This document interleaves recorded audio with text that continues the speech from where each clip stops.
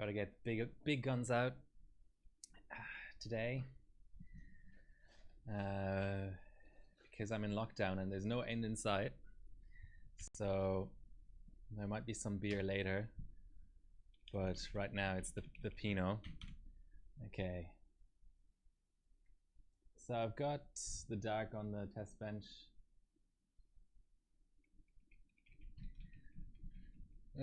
Just because I literally haven't benched since the last stream, so may as well go back to something safe and sound rather than something experimental. I do want to do a session on the 4690K because there've been some scores recently, but for now it's this.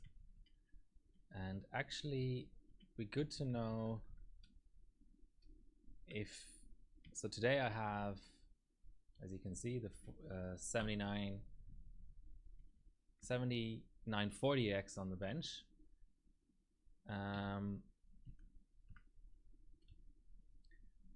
Let's go to safe mesh settings and save voltage as well. So let's go like 1.3 and see if the RAM profile will work.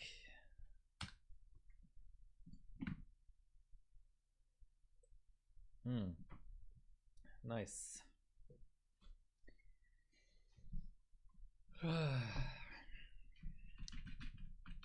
36. What does that mean?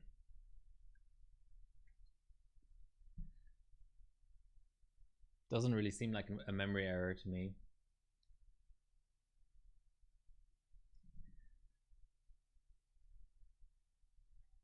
Okay, I think I know that this profile isn't going to load on this chip. So the next thing we can do is we can maybe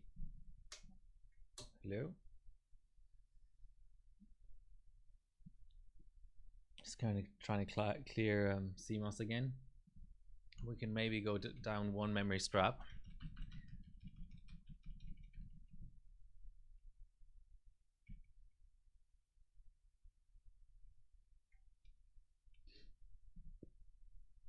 Hopefully no mount issues.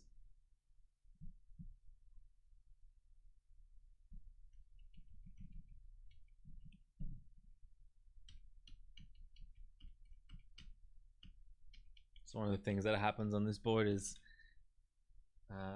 this slot doesn't train. So you see these two white LEDs up here. They show you straight away whether the DIMM has trained or not. Okay, so the next thing we can try, like I said, is go down in straps, which is where, oh, there's a memory tab. 3800 is a lot, so let's go 3600. How's everyone doing? I'm sort of trying to resist the temptation of talking about the crappy lockdown we're in, but maybe later on in the stream. It's been a long time since my last stream, and I really haven't had. Oh, Ginger, welcome. Have a beer with me, please.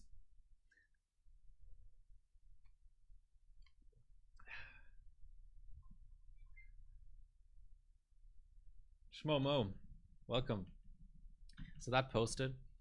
So my last stream. So basically, maybe to back up a little bit, I've had bad luck with X299 boards.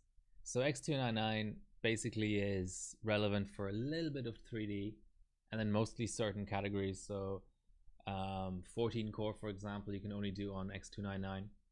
And then for Y Cruncher specifically, it's actually relevant for everything between 6 and 18 core because of AVX 512.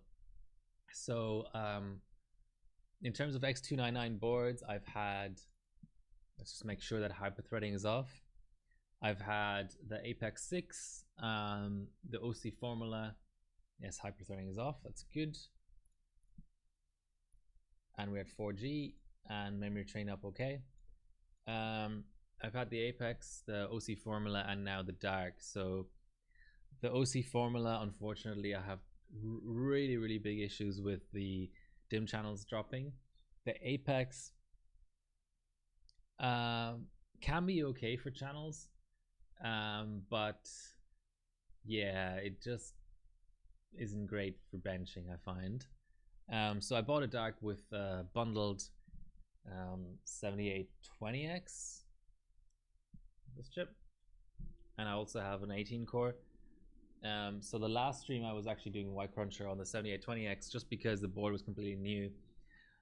I was hoping to maybe do some Devil's Canyon today, but just because I haven't streamed in so long and I actually haven't benched in about 3 weeks at least, I thought I would continue the theme from the last stream. Just for those who don't know, by default, the little postcode here, when in OS, actually shows you the degrees in the CPU package temperature in Celsius. So 20 is good. The chiller is set to 12, but 20, that's 8 degrees delta between the water and the actual package isn't so bad. Let's see how we go at 1.3 V core through a run of 1B.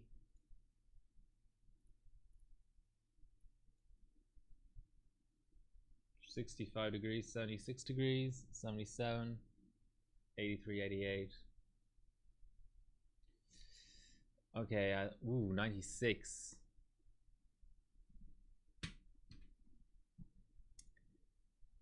Let's just give it a rerun.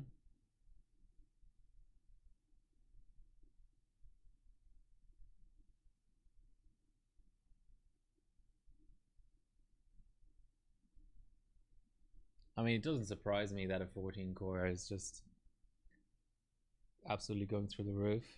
Okay, so it did work on rerun. That's not bad, 20 seconds. Shmomo, you're in Aussie as well, right? If I remember right. So the last live stream was on the 16th of June. I'm a year older since then. Not literally, but I think you know what I mean. Okay, so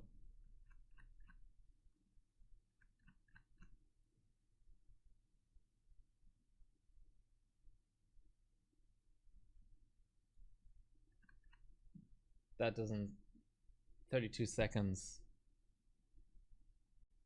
Why is the wall time so long? That doesn't really make much sense. Okay, let's go to the ranking.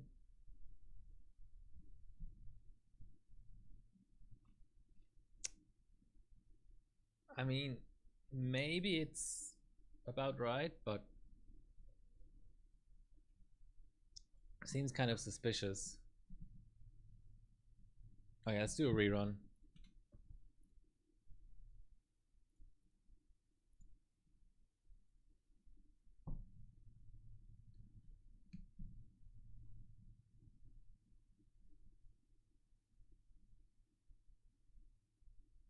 Damn it, Tazzy. Okay, you're one of the lucky ones. I'm suffering a bit under these new rules. Okay, so we've got a 20-second pie again, but why? What I'm trying to understand is why is it 10 seconds for the wall to wall? I don't really.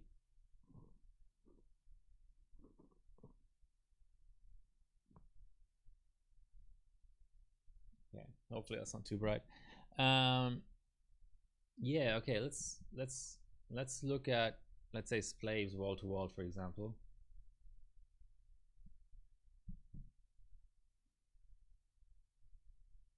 Something's going seriously wrong there. It's supposed to be like a second. I'm getting 11 seconds. I mean, the multi-core efficiency isn't great, but I just don't fully get what's going on there. What's our available memory? Are we running out of available memory maybe? No, 6.3 is fine. Let's just do another run.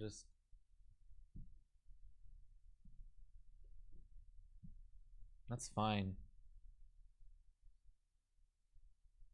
Something's going seriously wrong there, though.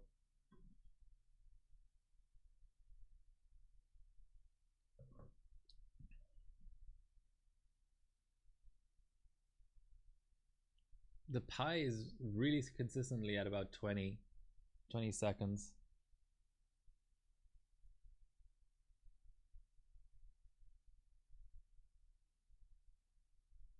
But 11 seconds for what?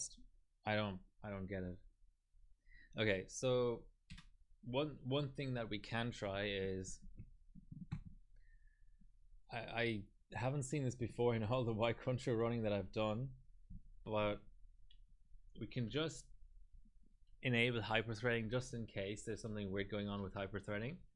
I mean, typically, I know a lot of the world record runs in Skylake X are with hyperthreading on, but I think it's a relatively recent discovery that Y cruncher tends to run faster without hyperthreading.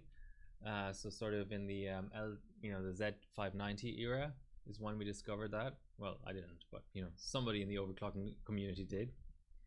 It's under advanced, isn't it?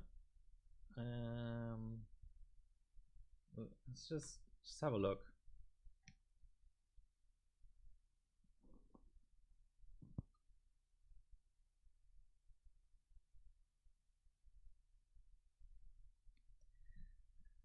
Down in Tassie, must be even colder there.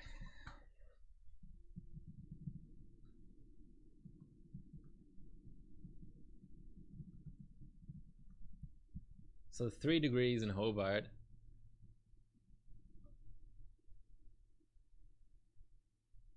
And this forecast isn't looking so hot. Okay, we had a boot failure there. Back to 20 degrees by next Friday. That's not bad. No, that's not what I wanted to look at.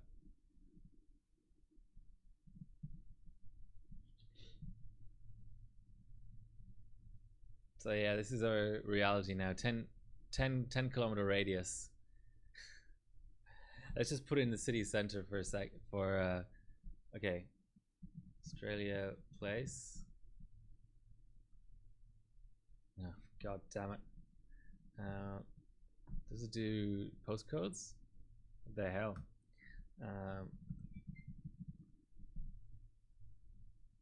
No.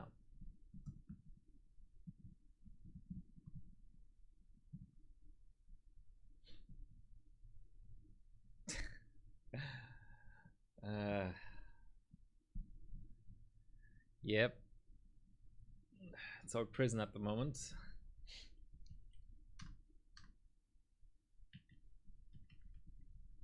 Right, let's go back to the profile. Not really sure why I didn't like enabling hyperthreading. That doesn't really make much sense.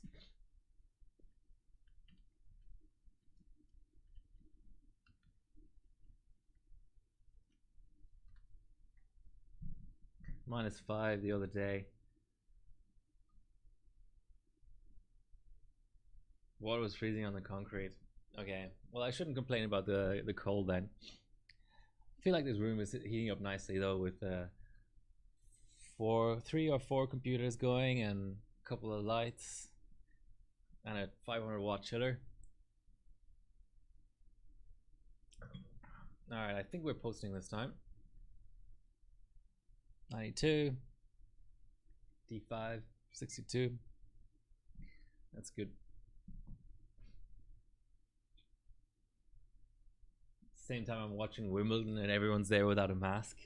20,000 people, well, not 20,000 people, whatever, 10,000 people sitting in an arena together.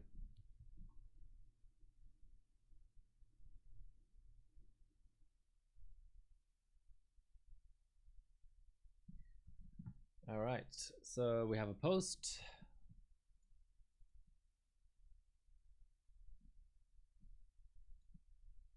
And we have all our threads on now.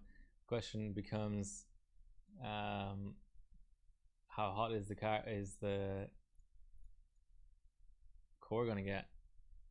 52, 72, 88. Yeah, that was my fear.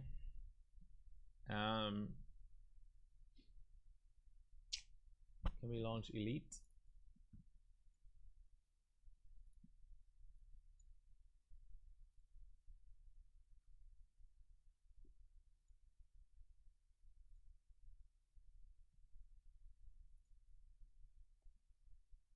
I don't know if this is going to do anything.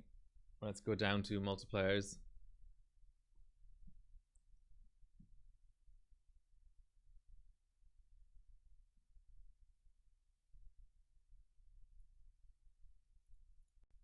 The problem with Elite is how it always interferes with CPU-Z for some reason. Because it has that weird embedded version of CPU-Z. For God's sake.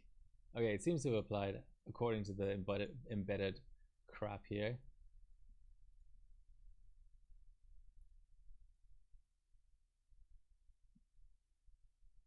Oof. Okay, never seen that issue before.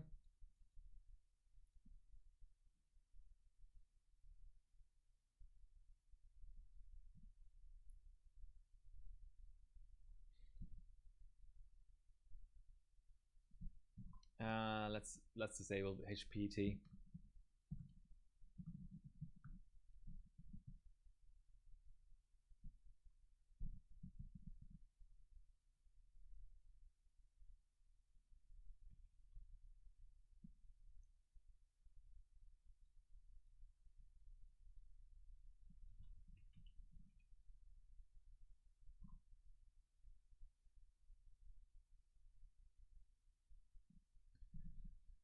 What was it again? Use platform clock no or something?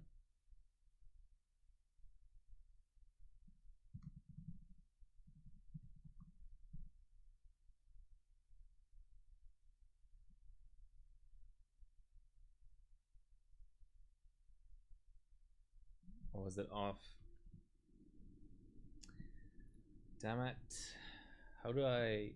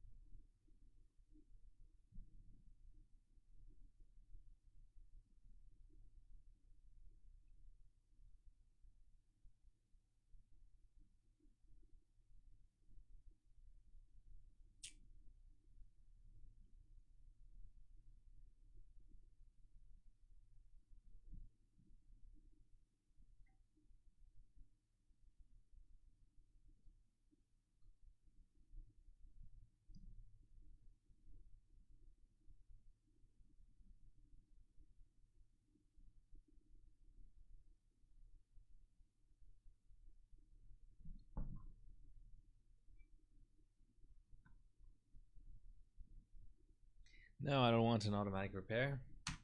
Just want to try again.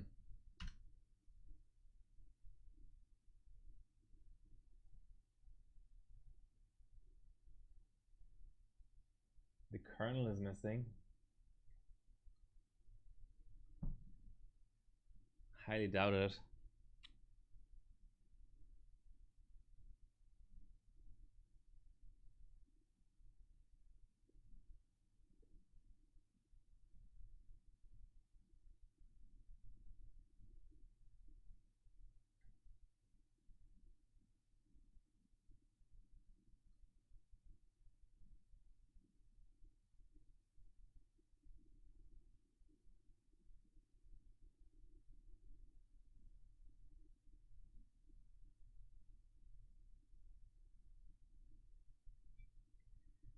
That's the right kind of beep.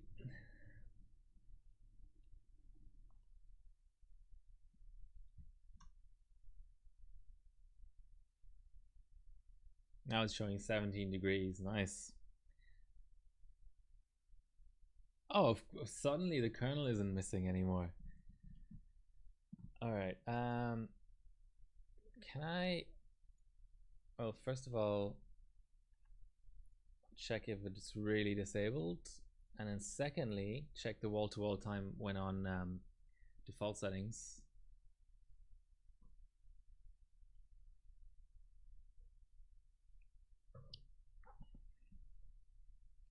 .40 degrees at auto vcore.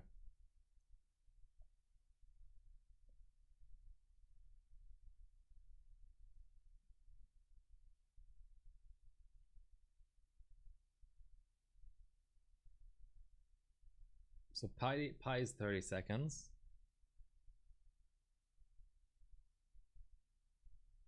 I wonder what part of the system it even stresses when it does this decimal digits writing thing. That's even, well, still 11 seconds for the wall time.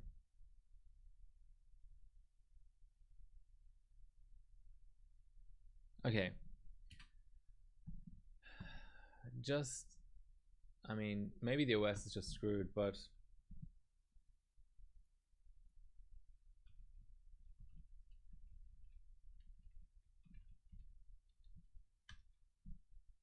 one last thing to try is make sure maximum is not a factor.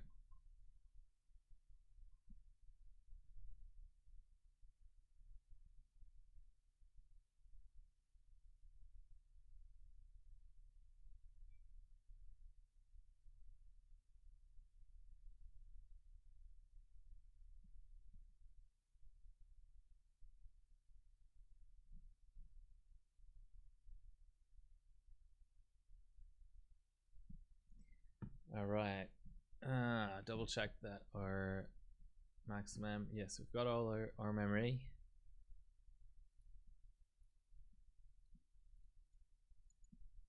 Oops.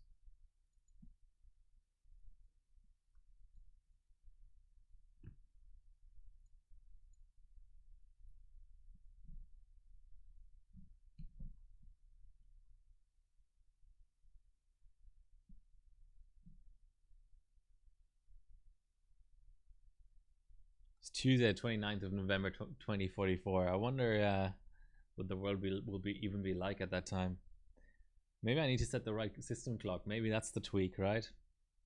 That's how you get Y Cruncher running faster.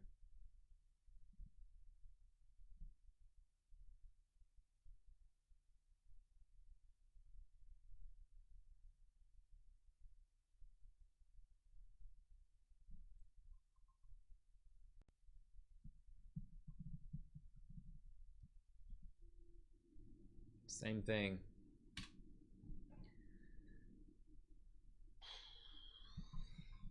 Okay, let's just look at the second spot. Well, not Miller. Let's look at Chispy, just in case there's some amazing tweak going on there. No, less than 1 second. All right, let's see if we can get another install of Y Cruncher going with like Benchmate.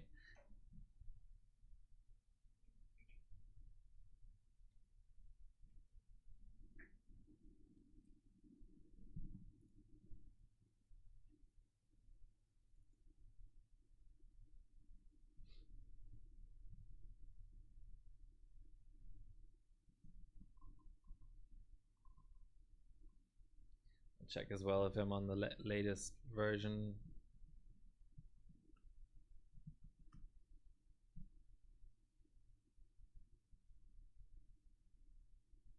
Yeah.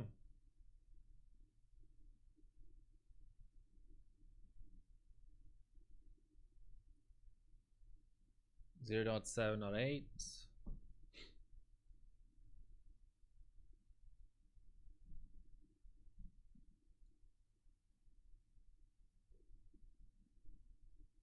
It's really bizarre.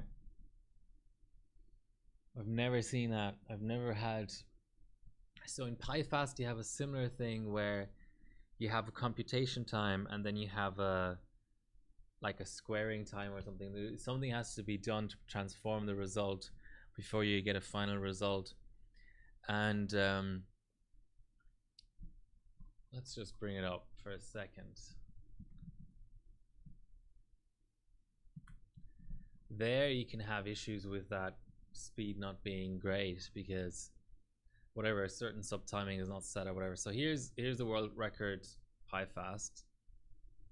So yeah, so you have a total compute, and there's a division and a squaring and a final multiply, and then you arrive at a result. So you've got your 1.42 seconds or thereabouts, and that time you can tweak that time, but Y Cruncher has always been really consistent. It's just an extra second or whatever, you know. So that's an issue. And now to even further complicate everything,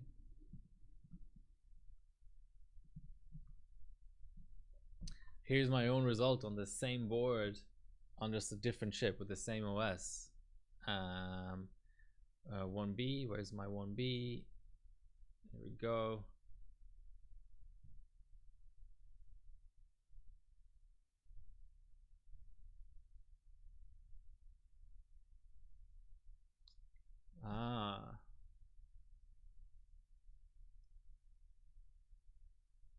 So that's got the same issue.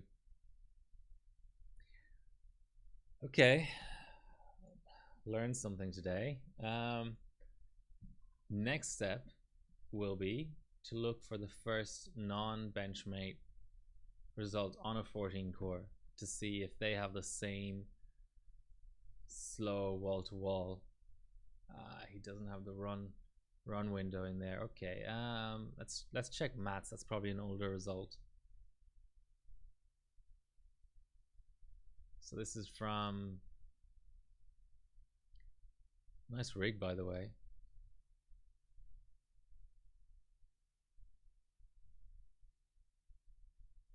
All right, let's do another run just in case.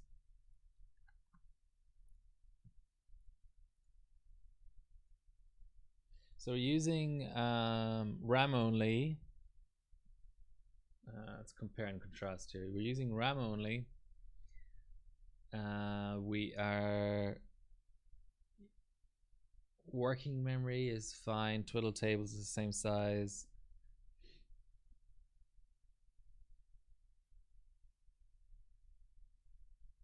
Algorithm is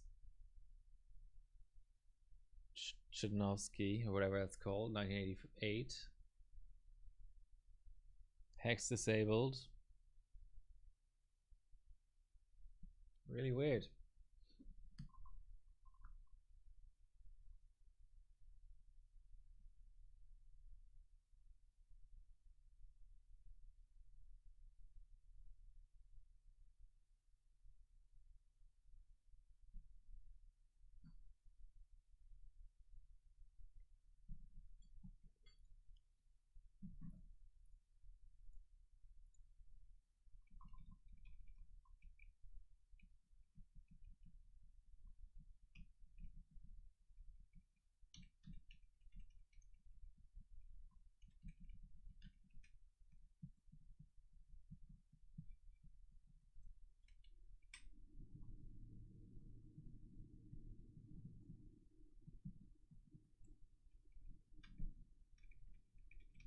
Nope, I don't want you to boot. That's why I was tapping the delete button for so long.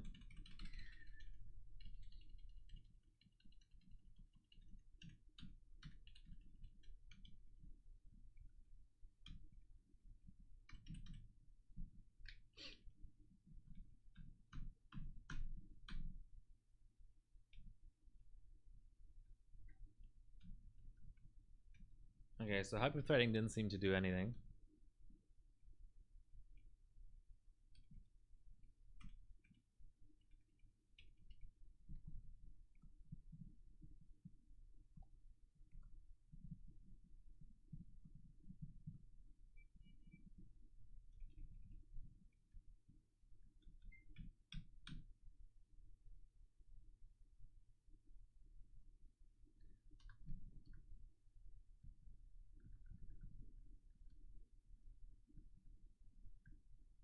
Just double check that we have our hyperthreading off.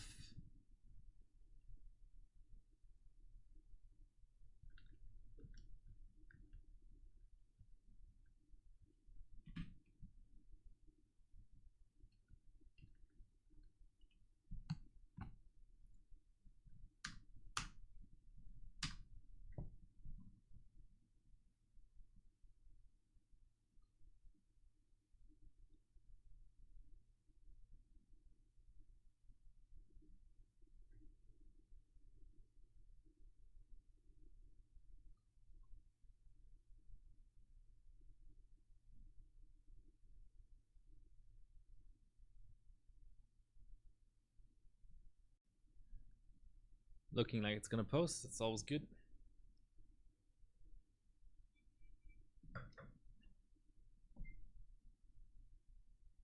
Maybe not.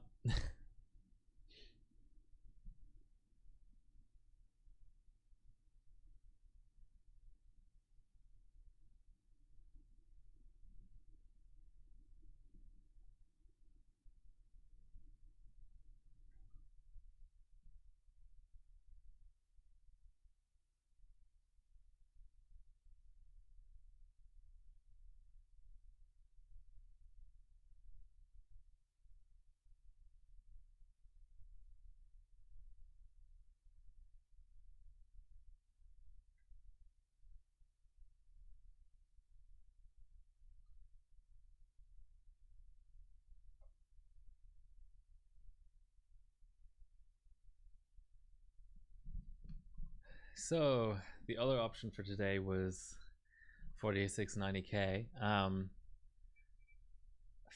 few things I'm just beaten on. SuperPi especially, I've got to come back to. So Matt, I mean, I don't really, I don't, I, what is even going on here? I'm not, like, this profile is just chicken feed. 4 gigahertz, 30 on the mesh.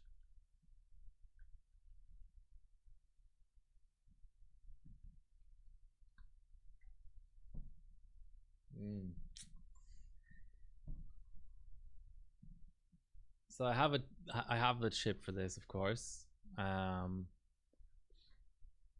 What happened with my run was that was still when I was on the OC formula with the borked bias or whatever. I don't know. I couldn't run 1T on Sammy's for some reason, so I like to come back with PSC. For God's sake, system. What? Okay, I'm gonna blow it up.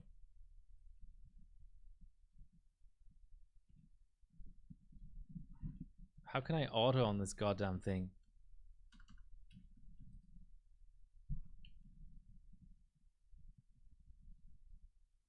Fuck.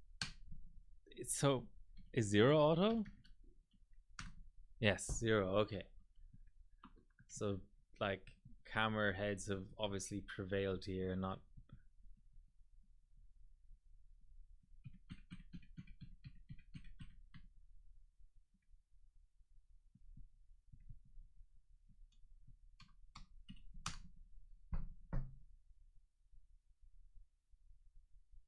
I hope it's just a weak IMC.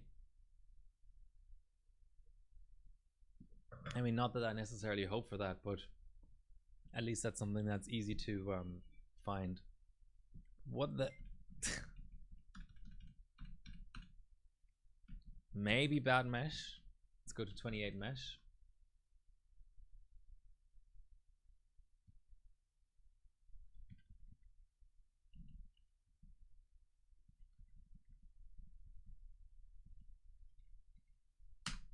I mean, what else could it really be? So yeah, this is in my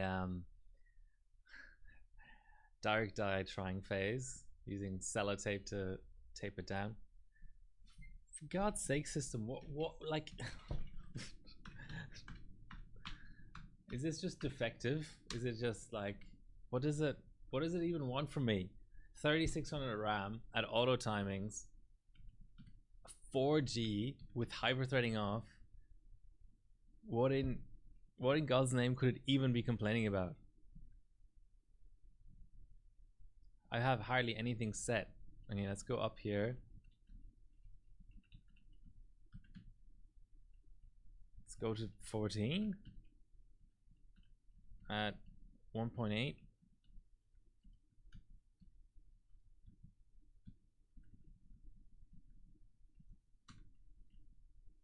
I mean, I really don't understand what could possibly even be holding the system up now. These are the laxest settings I can imagine that aren't just auto. It's just not okay. That's it. I'm building a new profile.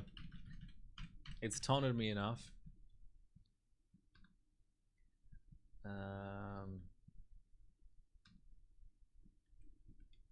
Okay, load optimize defaults,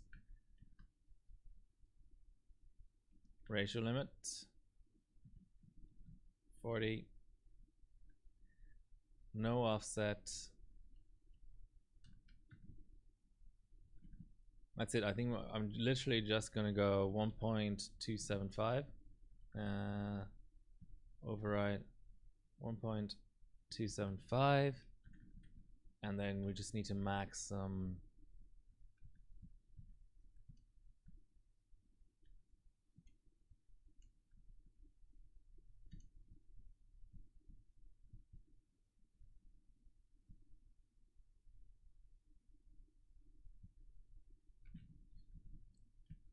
we just need extreme voltage mode just in case.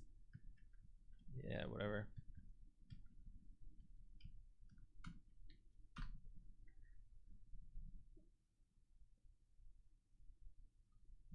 Yeah, as I was saying, Dark Dye on the F10 and Chiller. This was at my old apartment as well. The nostalgia is real.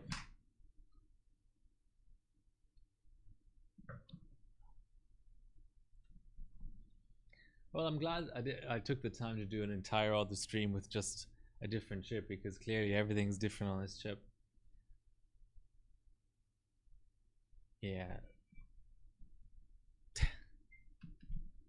What the hell?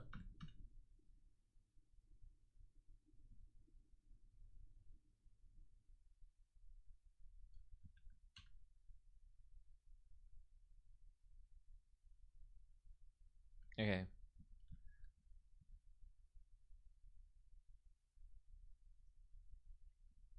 Let's load optimize defaults and apply setting by setting. I don't even know what that beeping noise means.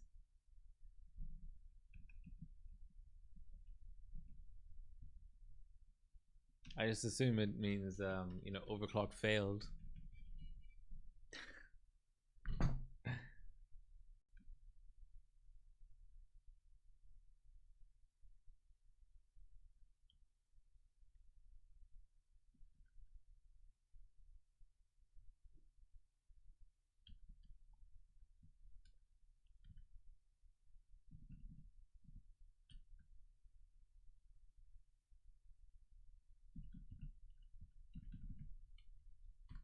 Whatever. Hi, Tyrant. How are you doing? Okay, so that appears to be applying somehow. Unless I'm misreading the boot sequence here.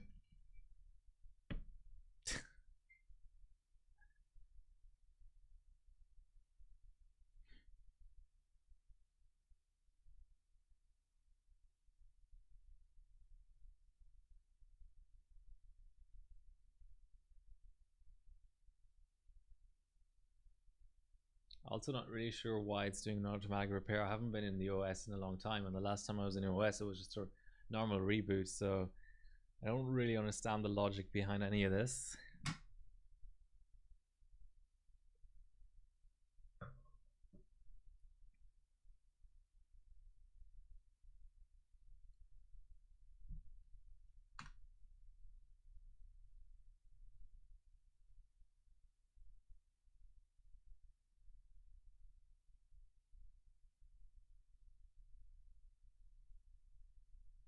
9900K. What board do you have, and what sticks?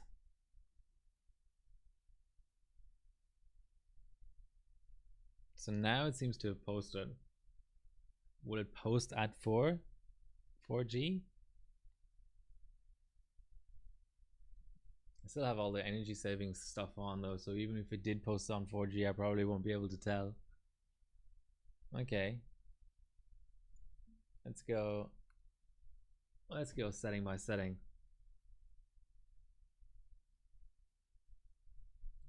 Apex, okay. Is that an A2 layout or A0 layout? Okay.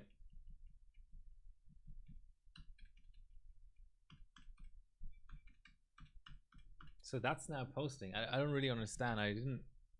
So somehow going into automatic recovery on the OS improve the postability of the board. I really don't get it. Okay, okay, I need to go extreme OC. So this board won't let me go over 1.6 VDIM without extreme voltage enabled. What a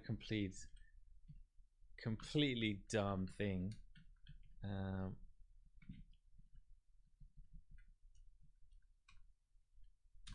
Let's literally just go step by step by step. Hi Pelzen. Hope you're all safe and sound over there in Poland, I think. Is that right?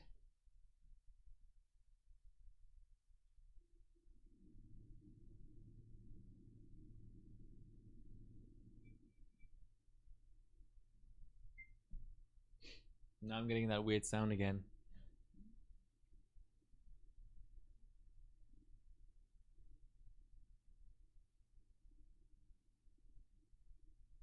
Maybe that just means extreme OV mode. Let me show you the packaging for the block. And do I have my other block here as well? I think I might have.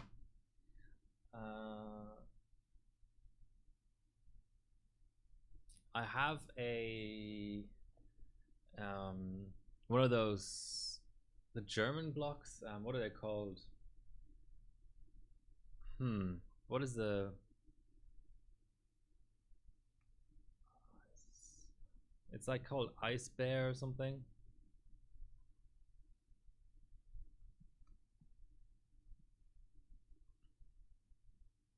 Alpha Cool. Okay, so I've had an alpha cooling block for a long time. But I was having a little bit of an issue with temps and stuff, so I got this heat killer. Heat killer 4 Pro Intel. So it's Intel mounting only, but I've never really had any temp issues on AMD anyway, so I can keep using the old block. That block is now 4 years old or something, so it's not really a massive surprise to me that it was starting to have some issues. Probably some sort of gunk built up there or something. 3-way HD 3870s, respect. That's not an easy thing to set up, especially on a modern system. Tim the Enchanter, hello. UK, hopefully you're having fun over there in the summer. Freezing my ass off here. Yeah, and I've been watching Wimbledon. So I went to Wimbledon actually 2012. Well, I went to Wimbledon, the site, let's say, the place, like the arena. I went to Centre Court, but it wasn't Wimbledon the tournament. It was the 2012 Olympics, and I watched Roger Federer play on Centre Court with the Queen in attendance in the Royal Box, and it was amazing. I had so much fun. So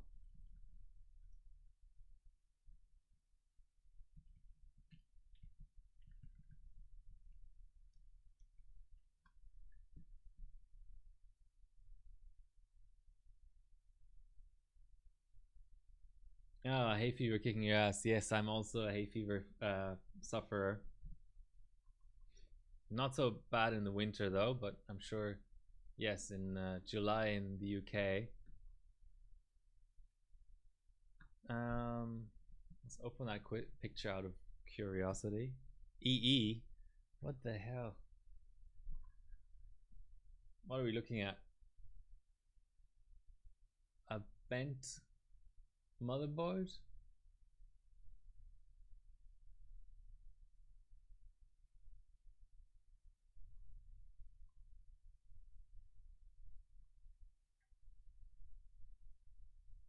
Now I'm curious. Okay, so yeah, so I can see that the board itself is bent. Then there's some weird putty at the back there.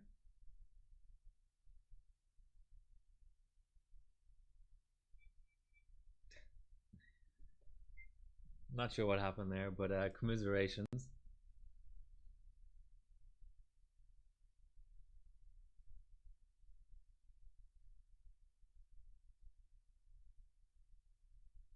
On regular case. So okay.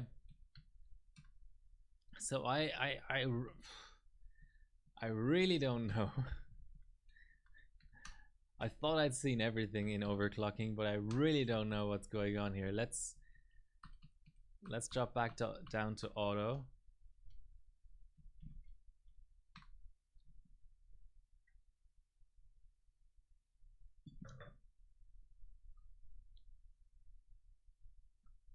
It's fun. I mean, it's part of the challenge of overclocking is continually finding out new things, basically. When you thought you knew everything, well, not that I think I know everything, but when you thought you at least had a basic understanding of what overclocking is about. Okay, so I think the IMC is just horrible on this thing. Yeah, so 2012 Olympics, so much fun. I don't know what it's like these days, but at the time you had to enter a kind of like a lottery for the tickets, because there was more people wanting tickets than, you know, tickets existed. And I think I entered the lottery for the hell.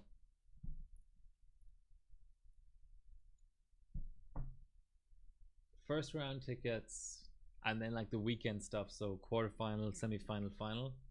Didn't get any of the quarter, semi, or final tickets, but I got first round tickets. And it was so much fun. So much fun. Okay, maybe 1.25 isn't enough. So yeah, I went there with a friend and had like a weekend in London, and went to an entire day of tennis. And I'd never been to a tennis tournament before, and I thought it was going to be boring, but it was amazing. It was just so good. There were some outside courts where you could just sit like 1.5 meters, 2 meters away from the player, and it's entirely new perspective, because when you watch tennis on TV, they tend to it's very formalized, the sort of viewing experience of tennis on TV. You have that sort of isolinear view of the tennis court 90% of the time, and then sometimes they show a close up. But when you're next to the court and it's eye level, you know, that view. I suppose they use it sometimes on TV, but not a lot. And I remember I watched. So I think I'm not. This is a long time ago. It's almost 10 years ago, but I think the draw for Olympic tennis is 64 or 128 players, so it's almost like a Grand Slam. And I remember watching first round matches between two Russian ladies, and the level of tennis was just incredible. Also watched Arantxa Sanchez Vicario have a comeback, and Juan Martín del Potro as well, pre-injury. It was great. I saw them on court number 1, I think, one of the bigger courts. Okay, 1.3. Let's do it.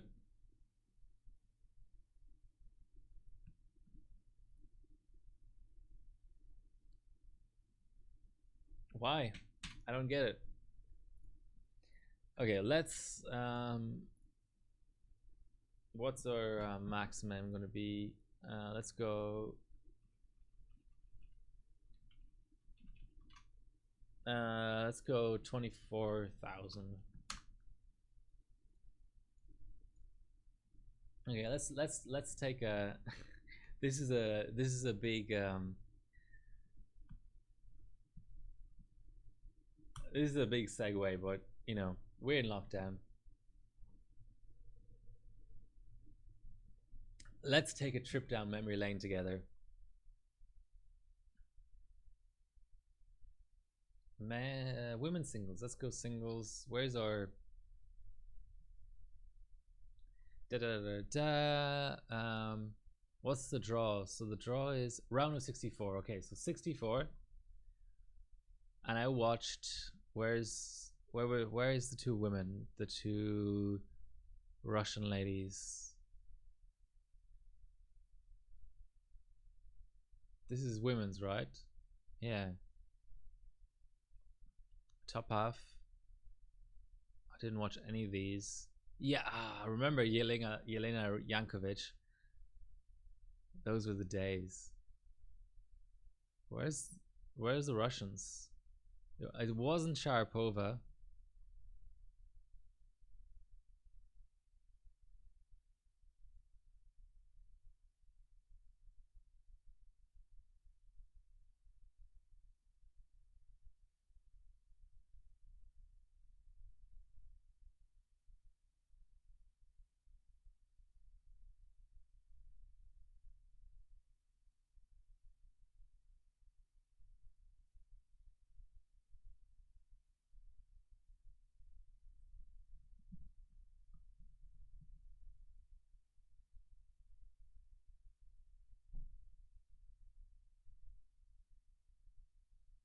It wasn't a semi-final. Maybe I'm completely misremembering this. Was it two Russian men? Oh, and Andy Murray won. I remember that. So where's the Russians here? Davydenko. No, there was. Interesting. Your mind plays tricks on you, doesn't it? It really does. So what was my change? So I changed maximum and now it's working much better. Okay, so maximum seems to be very much crucial. Even though I set a little high, but okay. Yeah, I think that's one of the key takeaways from watching all of these kind of crime drama type things. It's crashed. It's 18 degrees. It's crashed. Okay, I think I can go a little bit lower on the maximum.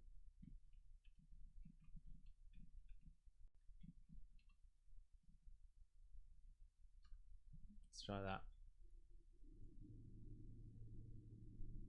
So yeah, watching crime dramas, the thing that sticks out to me is, well, when they emphasize it, the fact that you just sort of manufacture memories in a sense. You know, every retelling, it's sort of what's the IT analogy for it? For in file systems, you have this thing copy on write. I don't know if that's a good analogy, but there you, every time you write to a certain sector on the disk, you actually don't write it in the same location, you copy it. And it sort of reminds me of memories. You know, you think that a memory is this sort of read-only thing you have stored in your head, and every time you recall it, it's almost like you're sort of helping keep it the way it is, but actually every time you recall it, you sort of slightly change it. You can't recall it without changing it. And after 10 years, I now don't really know what this. I remember a match between two Russian women, but it's not in the draw. It's not there.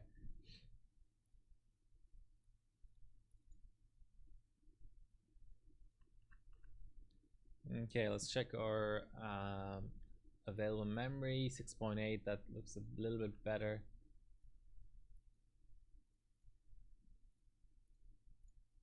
I wish it would just default to 1B. Let's face it, guys. It's the only one with globals. Who in their right mind is going to run any other preset besides 1B?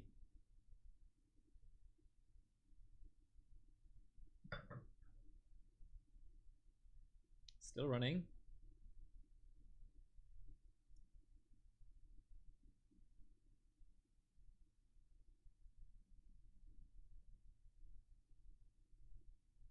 $27 for pi. Just don't like how this writing is so slow. What the hell is going on there?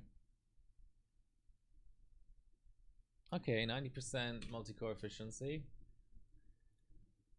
Let's see if we can max the core before we max the RAM. So yeah, so we went to Wimbledon, soaked up the atmosphere, never been there before, and then watched all these first round matches. It was a glorious sunny day. I'm probably misremembering this too because, you know, all the stuff I just talked about, but it was a really nice sunny day, and at the end of the day, towards, god damn it, let me go into bias, please. I wish there was a directed bias button on this board. At the end of the day, let's go to Roger. Where's Roger? That's right, Fala from Colombia. So Roger on center court was playing Alejandro Fala on center court. But I don't know if you know how it works at Grand Slams and at the Olympics. You get this ticket that is for every court except the biggest court. So if you have, let's say, a center court ticket, you can go to the outside courts because there's no extra like ticket checking. It's just a grounds pass, you know. But if you have a grounds pass, you shouldn't be able to get into the center court. But my friend said, I want to see Federer play. You know, he's best player of all time. I don't want to miss out on playing. And I'm like, dude, we don't have tickets. What are you talking about? We want to see Federer play. We don't have tickets for this thing. And he's like, we'll find a way. What the hell? Did this actually reset?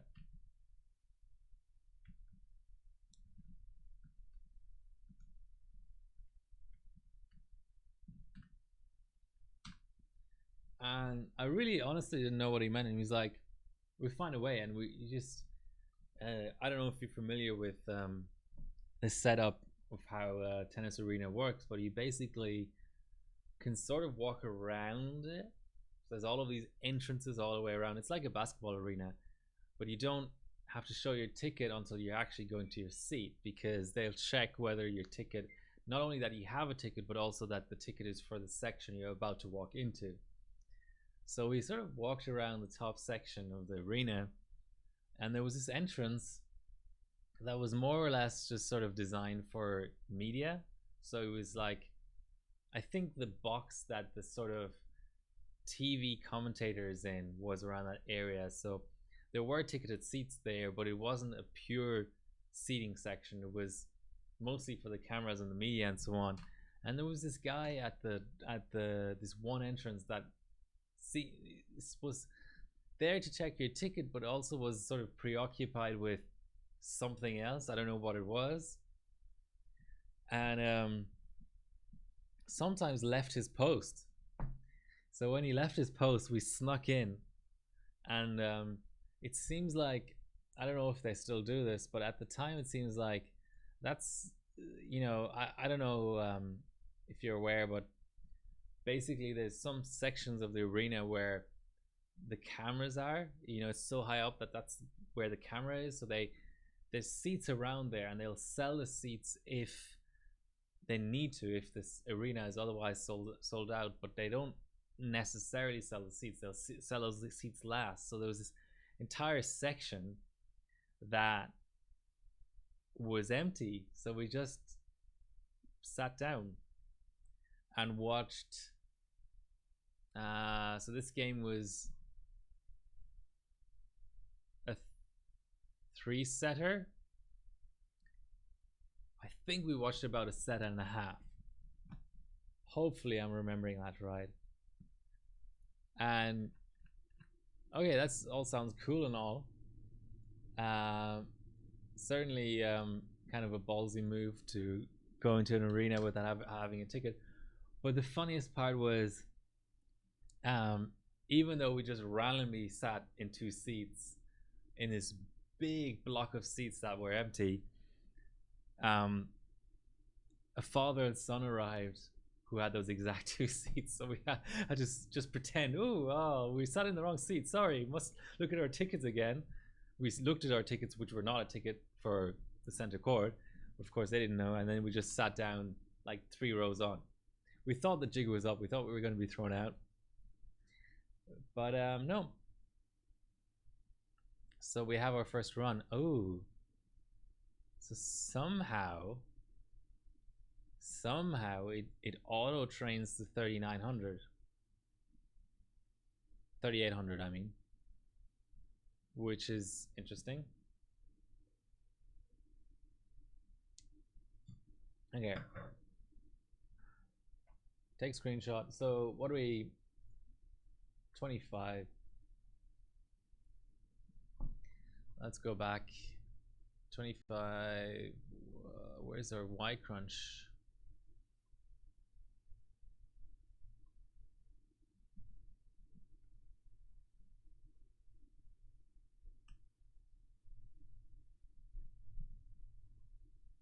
Okay. Getting up there. Let's see if we can max the core. Something like 4.8.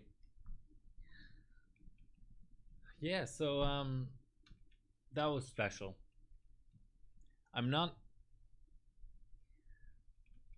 How should I put this? I don't... When you read in a book or in an article, or you talk to somebody and they say, oh, you know, I had a life-changing experience, or it was transcendental, or it was just breathtaking, you know, I'm usually quite skeptical because it takes a lot to impress me. But I'll tell you 2 experiences that come to mind that were in their own way sort of breathtaking or life-changing. And it was sitting on center. So I'm really grateful to my friend who got us into this, because I would have...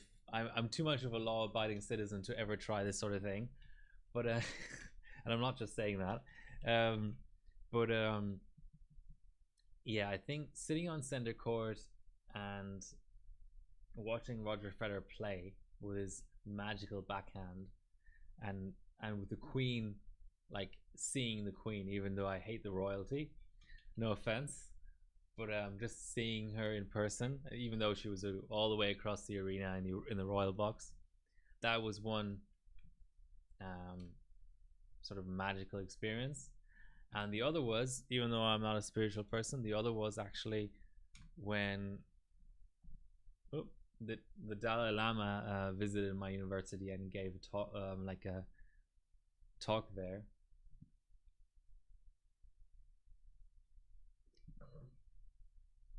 That was special as well, seeing him in person. All right, so White Cruncher, I think we're starting to get places here. An hour into the stream.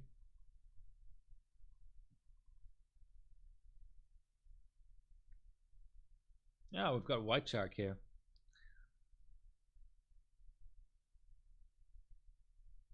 Welcome, welcome, welcome. Hope you're all safe and sound over there in Germany, and it's not too hot, not too cold. Enjoying your summer. Hello. Man, I really need to get back into benching. I'm feeling very rusty. Yeah, let's watch temps. Yep. That didn't take long. Okay, let's go 1 multiplier at a time. Summer in quotation marks.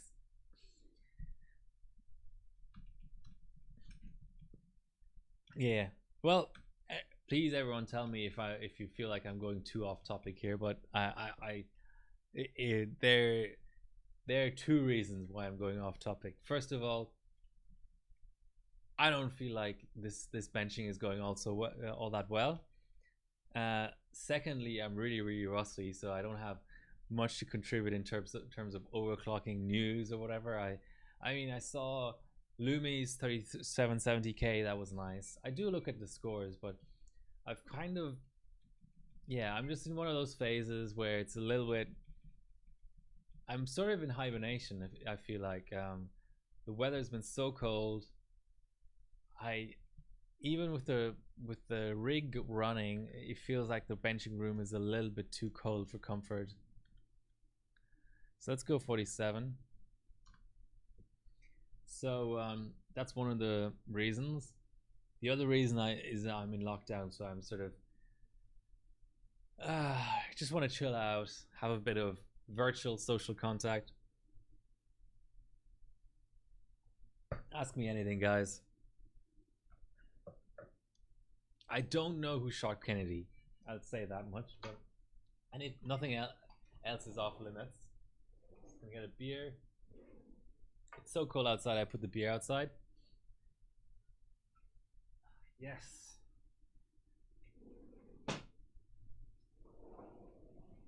So this beer is called Handsome Elvis, and it is a nitro milk stout, so that's good. And that's exactly what you want in winter. You need another beer. Cheers. Cheers to you all. Oof. Yes, indeed, that is a milk stout. I can tell. Okay, we've got a 4.7 at 1.25. Okay, I need to up the volts a little bit.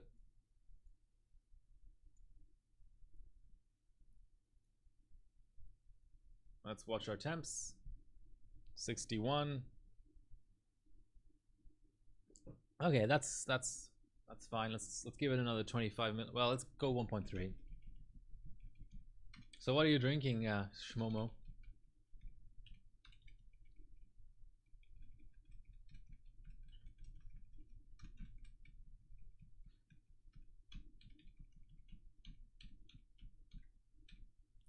Come on, Rig. Hi, Hardware Barbecue. How are you doing?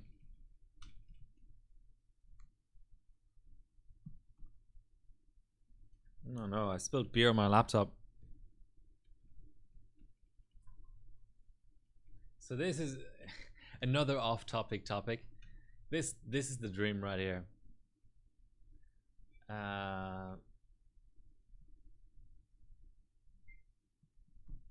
So okay, so Hardware Barbecue, I think you just because you're joining late. Situation is I'm in Sydney, Australia, and we're about halfway through a 3-week strict lockdown due to the Delta variant. And not to get too political, but the reason we're in this situation is because our vaccine rollout. I know pretty much every country in the world has their own little complaints about their vaccine rollout. But believe you me, ours is worse. I think it's first shots in the population is less than 30%. So yeah, it's just a confluence of factors: low vaccination rate, Delta variant. Now confined to a 10-kilometer radius. I'm not even allowed to go shopping together with my girlfriend because you're supposed to go shopping a single person from a household should go to the shop.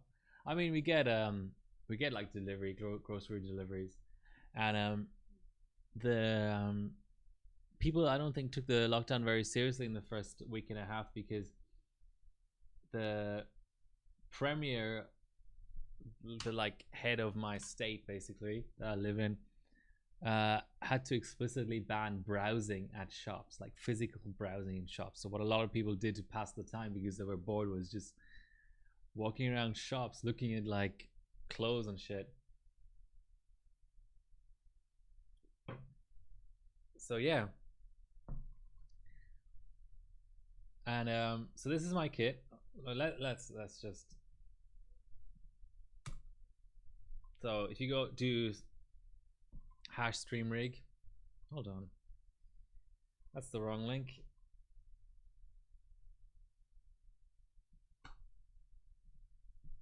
There we go.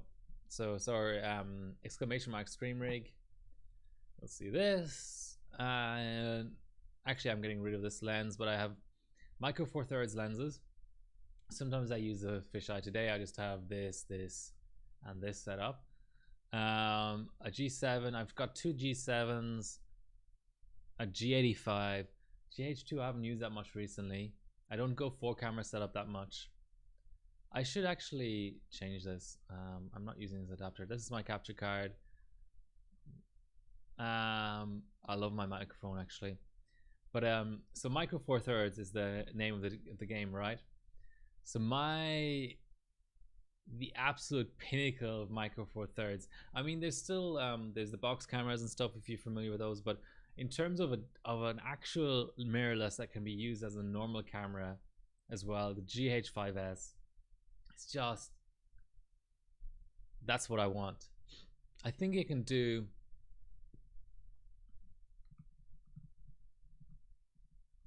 I think you can do like 400 megabits, 4K, 60 FPS.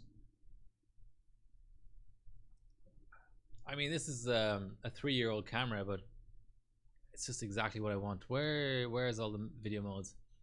So what I would be well, not maybe not 24p. Where are we at? Doesn't it do 30p as well at 400 megabits? Interesting. I didn't know that. Okay. Maybe I'll be using the 200 megabits full HD then. So I found, I don't know, Harvard Barbecue if you do streaming or whatever, but I found that when I set my camera to like a cinema mode, like a 24 frames per second, OBS has some difficulty with it. I've had like choppy frame rates before, so I actually stream at 30 FPS.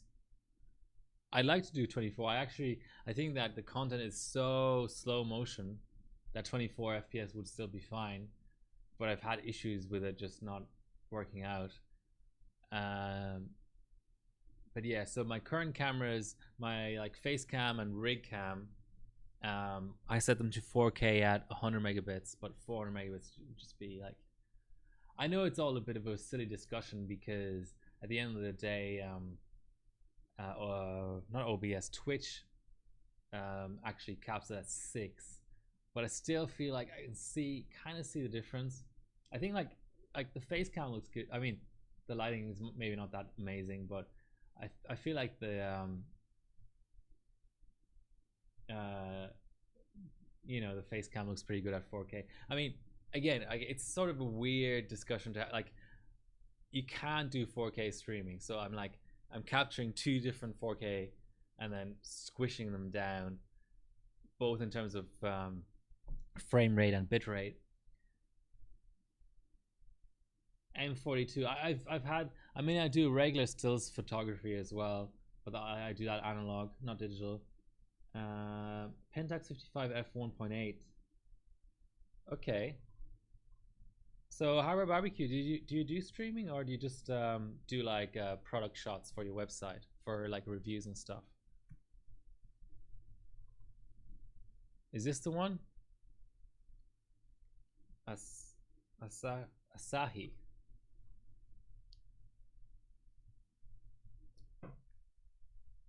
Yes. Canon 600D. I'm not familiar with the 600D. So what's that?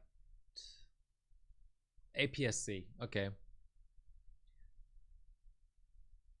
I mean, yeah, I mean, anything that will do full HD is good enough, basically. I just like micro four thirds because, I mean, I think I've shown pictures of my streaming setup before. Let's go there. Oops. Is it Unity Dash OC? I don't even know my own Instagram. That's a bit embarrassing. Okay. Unity underscore OC. Okay. I think if I scroll far enough back here, I'll have pictures of my streaming setup. Damn it! Can I just go? All right. Let's see if I can remember my login for this crap.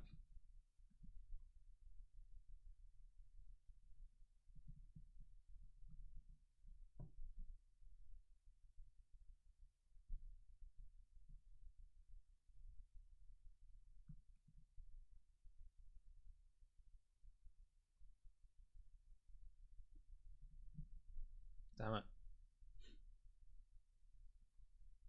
Can I really not browse Instagram without logging in? That's pretty crap.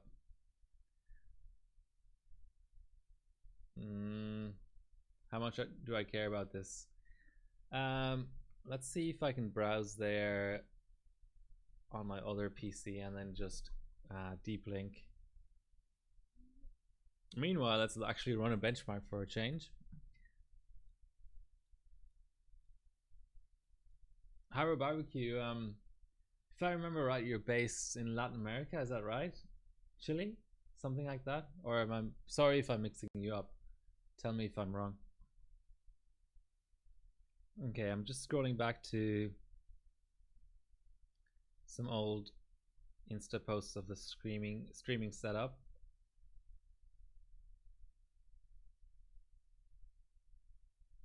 Okay, I think this gets the picture across. So here you can kind of see a little bit, you know, there's a little camera here on a little tripod, and there's another camera here on a big tripod, and then I have a like, this is not the current setup, but sometimes I have a camera facing down like that doing the postcode or doing like a fisheye. So I'm sure I could run bigger cameras, but I'm happy with what I have. I mean, these SLRs, maybe I'll just get one. Let me show you one.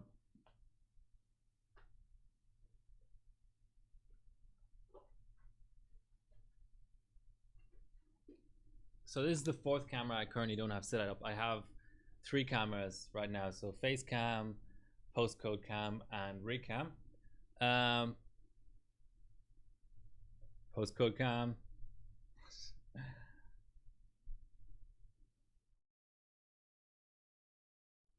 Okay. So this is the size you're looking at. This is a GH2, it's a really old camera, but I bought it really cheap because it doesn't have a screen on the back. But I don't care because I'm just streaming. I can just monitor via the HDMI out. So this is the size of mirrorless you're looking at. So it's got quite a heavy lens on there, but I mean it's just tiny, absolutely tiny. So this is the fisheye. It's pretty cool. So I just like, I know I don't move around my camera as much, but just I feel like it would be a lot more awkward. Like right now I have a camera mounted like sideways to do the postcode. So having a heavier camera wouldn't really be as practical. No, I'm not using a HDMI dongle at all. So do I still have my? I have a quad HDMI. So what happened was I think I had 3 cam links and then an Elgato capture card. And during COVID, the price of capture cards went through the roof for the cheap ones. So I sold all of my cam links at a profit and used all that money to buy one Blackmagic 4-way. and it's really good. And I found it cheap. I should add it in here actually. What was it? Let me try and find it. I have like a HDMI matrix. Yes. Okay. So this listing still active. I found it on eBay used.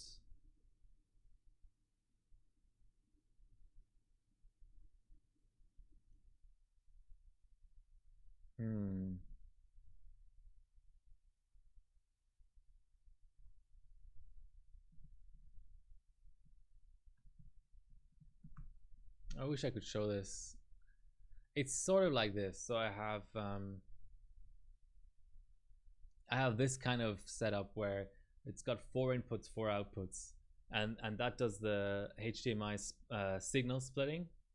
So I don't need any HDMI back out of my streaming rig back to a monitor, because I don't want to be looking at the streaming rig output in OBS. I think it would be manageable, but the better thing to have is a separate, just a clone display. So I have one of these splitters.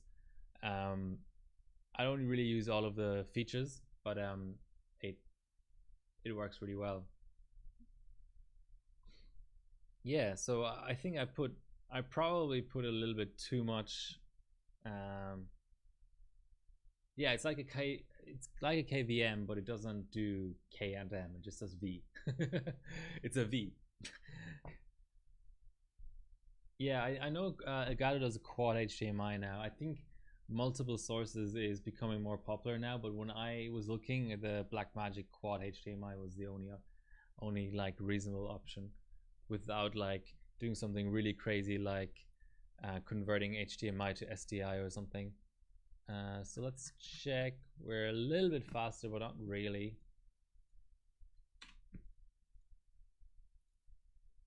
Yeah, at this point we're not really seeing that much core. So yeah, that's why GH5S is just like it's yeah, it's crazy. It's just it's a good camera. It's like such a video focused camera.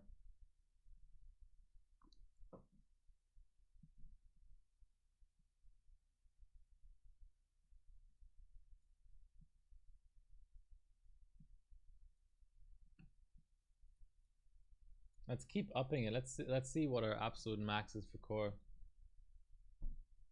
Oof.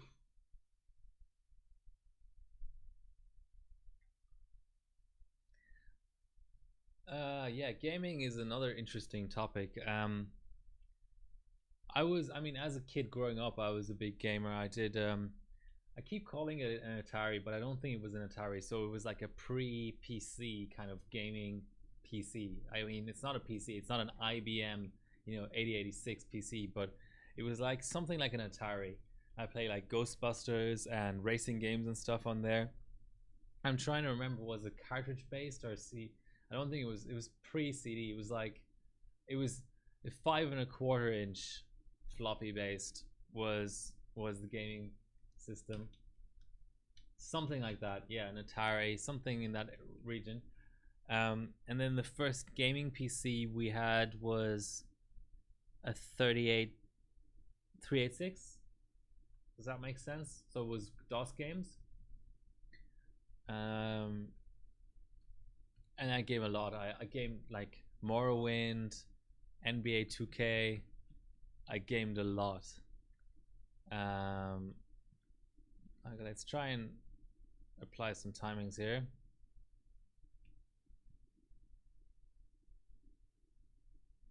Why are these? I don't get it. Why is? Oh, okay, I gotta go into manual and then 1.85, and let's just do CL. Let's literally just do CL12 and command rate 1. That should work. Yeah. there was a game called Sokoban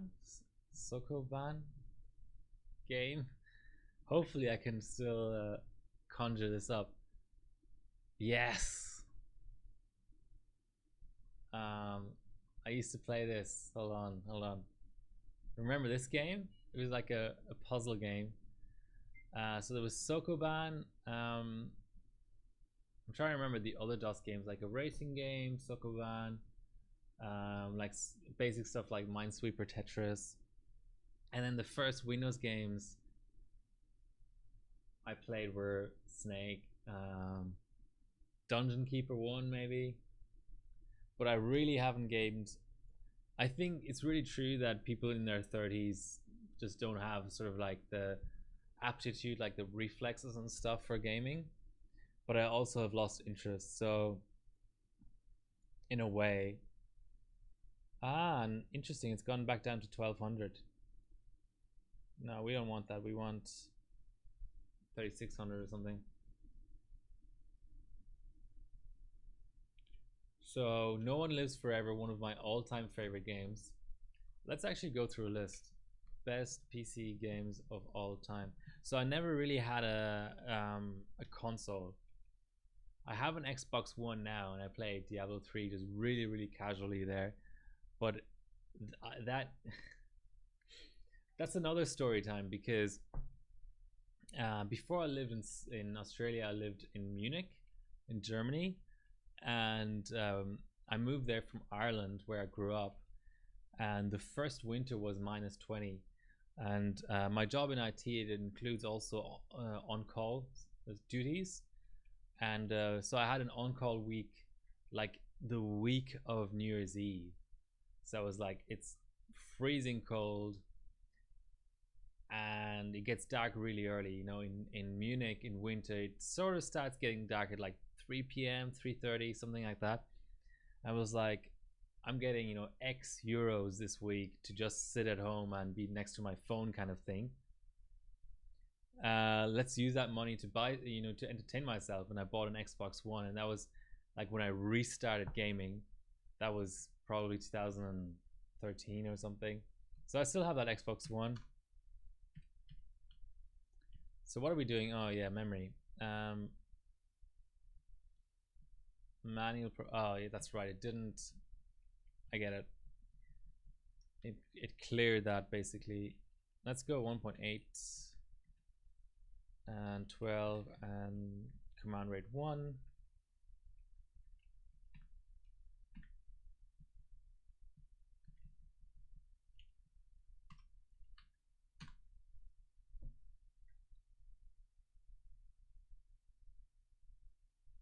Nolf series. I still need to finish Nolf 2. Nolf 2 I found quite hard, but Nolf 1 is just, I mean, the originality, the ingenuity, the pure comedy in that game. I'm not like, back before multiplayer on the internet was a big thing, like when you really play, like games were released for the purposes of single player. A lot of games I wouldn't finish at all because it just wasn't convincing enough, the gameplay wasn't good enough or whatever. Nolf, I finished A to Z, start to finish, at least 3 or 4 times. It was that good of a game. And I must check, I think I still have the DVD case, like the actual physical release of it. I'd love to replay it. I think even upscale to 4K with like some third-party mods and stuff, it would be an amazing game. Just the genius of taking the James Bond trope, the stereotype, the archetype, and making the main character a woman, and kind of integrating the Austin Powers aspect to it as well. So like Nolf is just the best of everything. It's the best of Bond, the best of Austin Powers, and the best of first-person shooters, story-wise. It's incredible.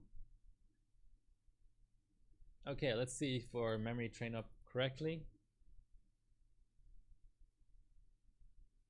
Yeah, I completely I mean I don't follow it so much, but I know that there are right issues around. Maybe you can tell me more exactly what the issue is, but I know that so I haven't been following the PC gaming scene in 10 years at least, but I know that what's stopping Nulf from being re-released, remastered, being on Steam and all that stuff are the rights issues.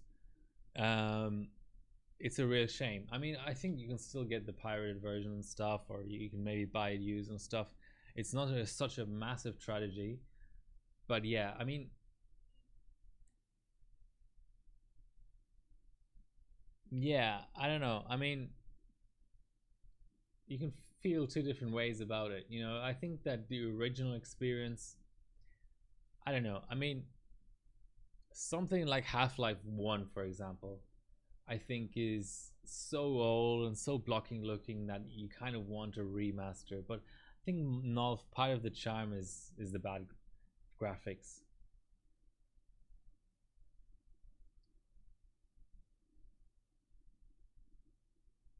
Unofficial remastered. Okay, that's good to know. Okay, so we have a run. Hopefully under 25 seconds. That'd be nice. 25.7.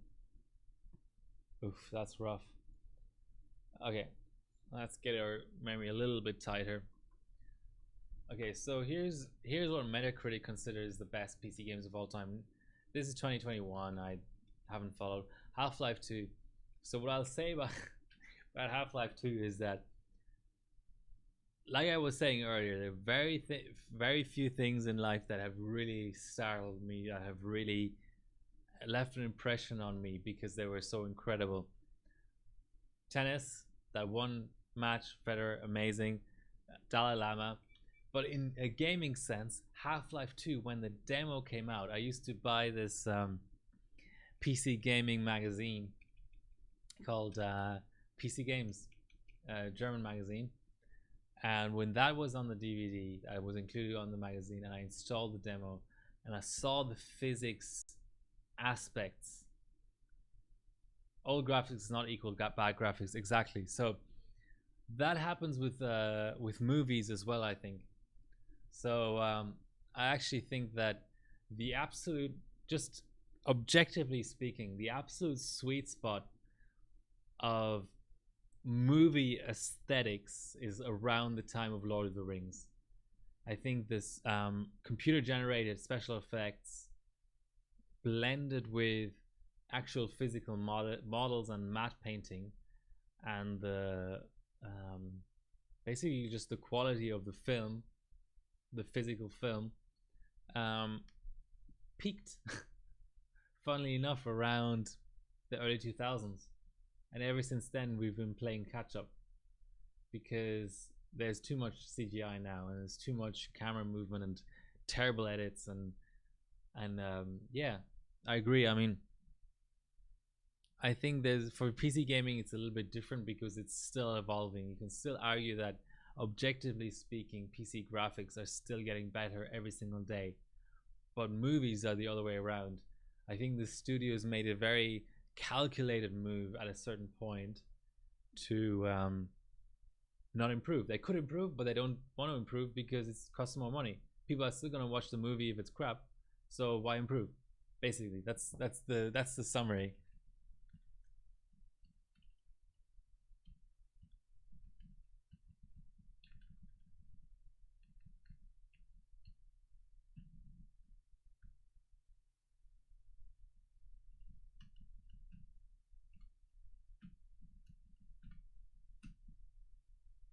This this EVGA bias is just terrible.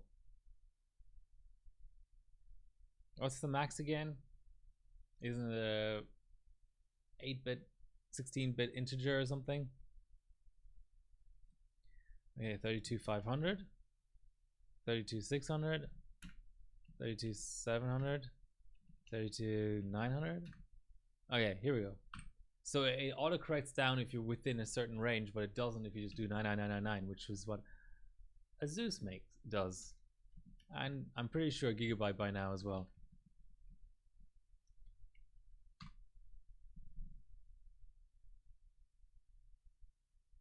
Back when you needed DVD in the system. Interesting times. So that just it and actually that PC games, they used to have videos on the DVD, so you could actually put, so it was like a dual layer disc or something. One layer was DVD ROM and the other was DVD video, so you could put the DVD in your PC and install a demo, or you could put it in your DVD player and watch these like video reviews of PC games. I sort of miss this because the production value, like now everything is about quantity of content, you know. Oh, you know, as a YouTuber you have to put out 4 videos a week at least or whatever. Back then you had one physical magazine being issued per month, and they really put a lot of effort into like proper video reviews and stuff. But anyway, both the video review and playing the demo, I think what really shocked me was actually the video like preview of the demo, seeing the physics effects of Half-Life 2. That was a quantum leap in gaming. It really was. But the funny thing is I never played Half-Life 2 from start to finish, the actual full game. I think I was a period in my life where I wasn't so much into gaming anymore, but the anticipation of Half-Life 2, I think it's unrivaled. I don't think that happens anymore, you know. I think maybe it's kind of good now that there are a lot of more story focused game. I don't really follow the PC gaming milieu. I don't know what else you want to call it, but it's kind of a good thing that the technological aspects have been de-emphasized over the years. But back then it was really fucking hell. Half-Life 2 was an amazing game. But let's go back. Grand Theft Auto 5, I kind of disagree with. I think my personal favorite Grand Theft Auto, I mean the first one of course, but is Vice City. Vice City was the first one to have all of the elements of a real modern quote unquote GTA. So 5, I can take, I mean, I still play it, but that's the one with the 3 characters and stuff. It's just a grand production. It's sort of like what's a good movie comparison for Grand Theft Auto 5? Maybe what's a big block up, sort of like Jaws or something, you know. It's not the best movie ever, but it's well put together. Whereas Vice City, I think Vice City had heart. It really did. I'd love to go back and play that again. Orange Box I didn't play. Half-Life 1, kind of overrated in a way. I mean, I understand that it was the first. So the issue with first-person shooters back then was there was no story, there was no character, there was no character development. LA Noire? No, I've heard of it, but I've not played it. Bioshock, didn't play it. Portal 2, Baldur's Gate. I like role-playing games. Elder Scrolls 5, again, it's just like funny. Elder Scrolls 5 is just like Grand Theft Auto 5. Morrowind is the Elder Scrolls. Skyrim, all that other stuff, forget about it. Morrowind is the game.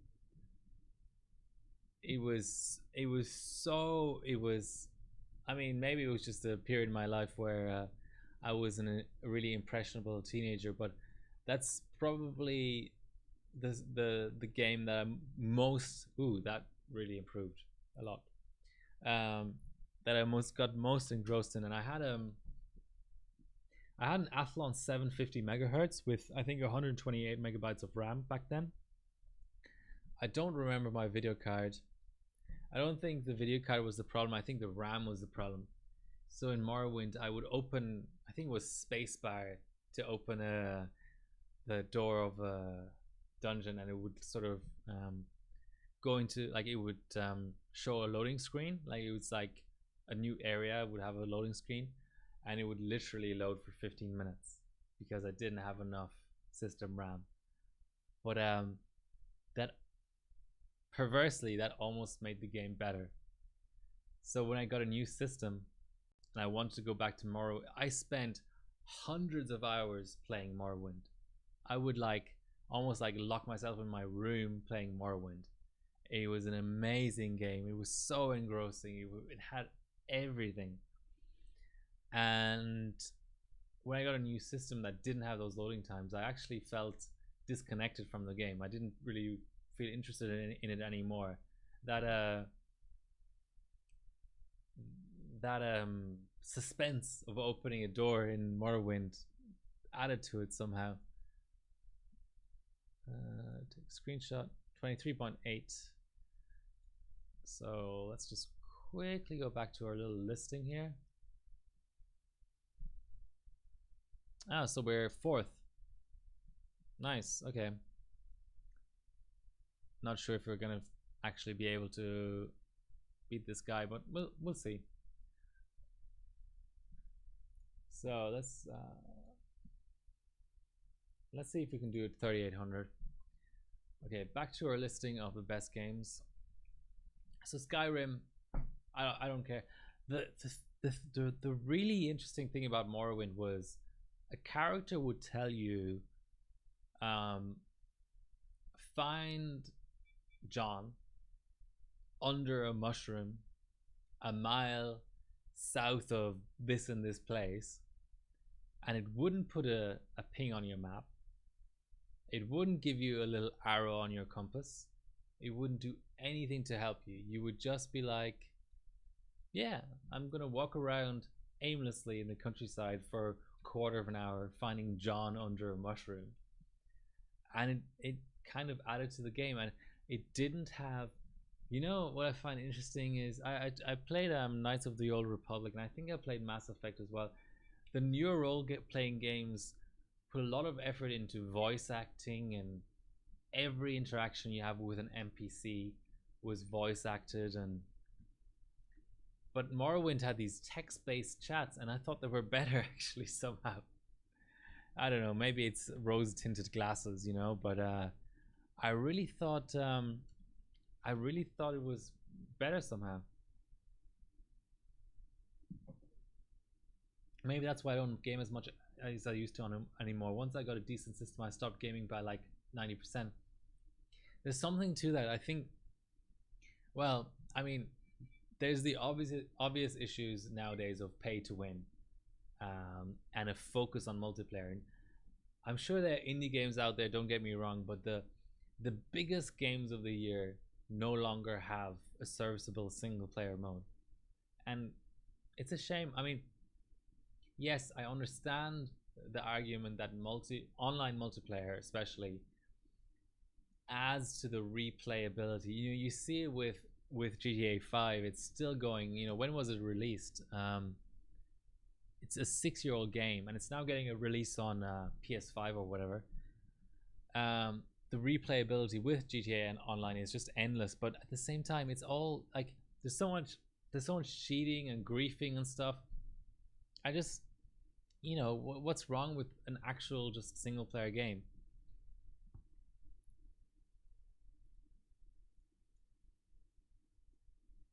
Okay, that's an insta fail.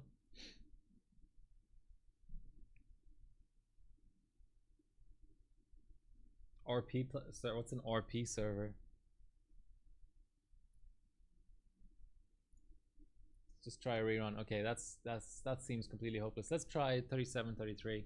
Well, actually, let's try 1.85 dim first, and then role playing. Wow, people do like. So another story time. Afterwards, I got into Dark Age of Camelot, which is an MMORPG, and there were role playing servers there. So I think you're probably all familiar with the aspects of how typically MMORPGs are sharded. so you don't, not every player of a particular MMORPG is on the same physical server or the same, like, you know, logical server. So you would have role-playing servers, and you'd have like hardcore servers where you die, when you die your character's gone forever, and then you just had regular servers. So that was the first time I got exposed to role-playing servers. But GTA 5 really has role-playing servers where people are like properly sort of like online LARPing. That's funny. PvE. Yeah, I'm more of a PvE kind of person. My guild in Dark Age of Camelot moved to WoW actually, so I played WoW for a while. It's sort of, yeah, sort of destroyed my life for a while. No, not really, but I sort of vowed to myself that I would give up MMORPGs. Dark Age of Camelot, I never reached the highest level in, whatever the highest level in was. I think it was level 70, and then you had like these, I think it was level 70. I only got to level 63 or something. So in WoW I was Alliance, and I played female Night Elf Hunter, and I still remember, so not all aspects of my Dark Age of Camelot guild went to WoW, but a lot of people did, and I sort of kept up with them and stuff. But I remember being in the capital city, like Stormhold or something. Was it a dwarf city or something? And making the decision to give up MMORPGs forever. So I just gave people all my gear, and at the end I was just walking around my character, you know, in an online game where if you unequip all of the armor and stuff, your character is just like in underwear. So I had this female night elf character walking around the capital city in underwear. I was in guild chat saying bye guys, and that was the end. Never gonna play it again. Just I mean, it's sort of 20 okay, I got half a second there. I don't think that's worth saving necessarily. Maybe it is. I don't know. I'll try a little bit higher on the core again. I mean, it's like anything in life, right? I don't want to get too philosophical or whatever, but there are mistakes you make. I don't know. Can you consider it a mistake? Like, there's a learning experience you go through where it ends up when you saying, I'll never do that again, and that's a complete waste of time.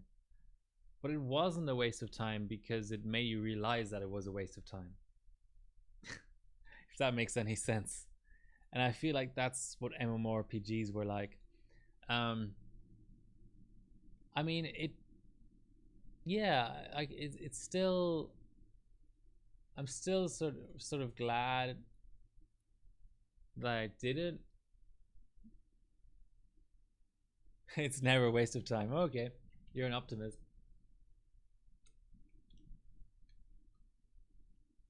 Yeah, no, I understand that. It's when its usefulness manifests, not if. Yeah, no, I understand that, but I couldn't go back to it now. The raids and the grind. I mean, I remember in Dark Age of Camelot, it would take forever to get a group together that was like somewhat optimized, and then there was this system where each level was broken down into so-called bubbles. So you'd have these 10 little blue bubbles under your level meter, and on a really, really, really, really good night, you might get one bubble. So you would play for like 6 hours and get one bubble. So you would get a 10th of one level. And I think I quit at around level 63. So you're talking, it would have been like, you need to find a group, which might not happen. So basically it takes 10 good nights for a level, 7 levels to go. So 70 good nights just to get this to this level 70. And then it's like, my gear was still crap, you know? But I did realize, what else can we do really? No, hold on. I was already at at 38, right?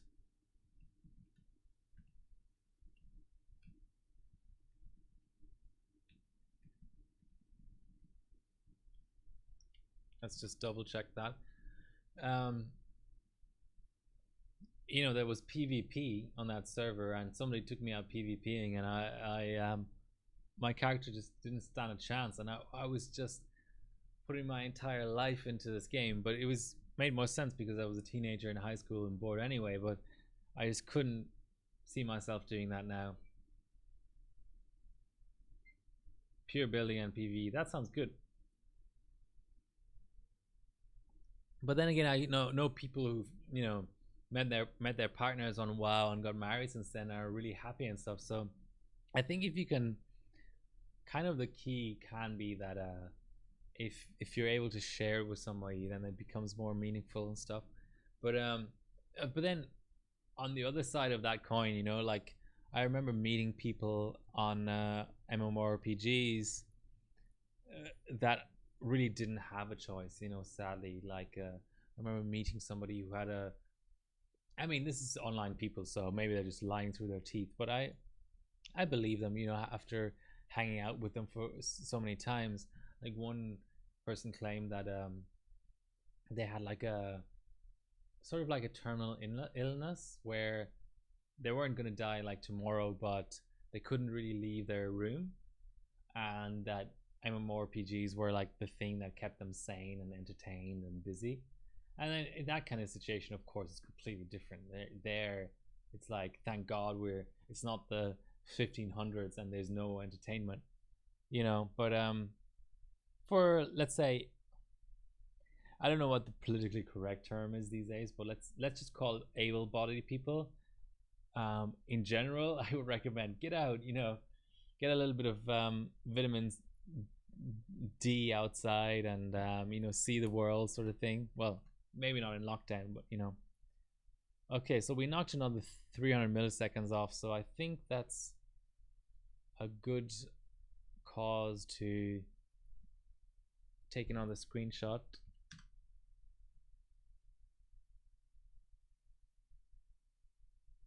Not everyone gets that chance, and there are stories of such relationships going south. Yeah, good points. I have to agree.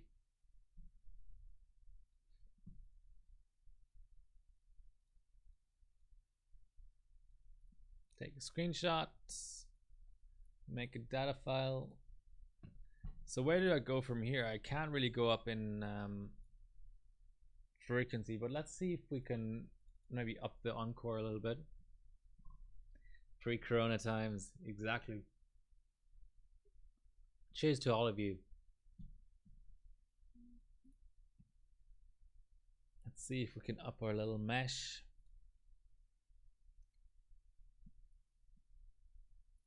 I think it applied. Might just take a little bit. Yes. Okay, let's rerun. There's not insufficient physical memory. That's bullshit. Oh, okay. I need to close the other window. That makes some sort of sense. No. What's taking up all the memory? I don't get it.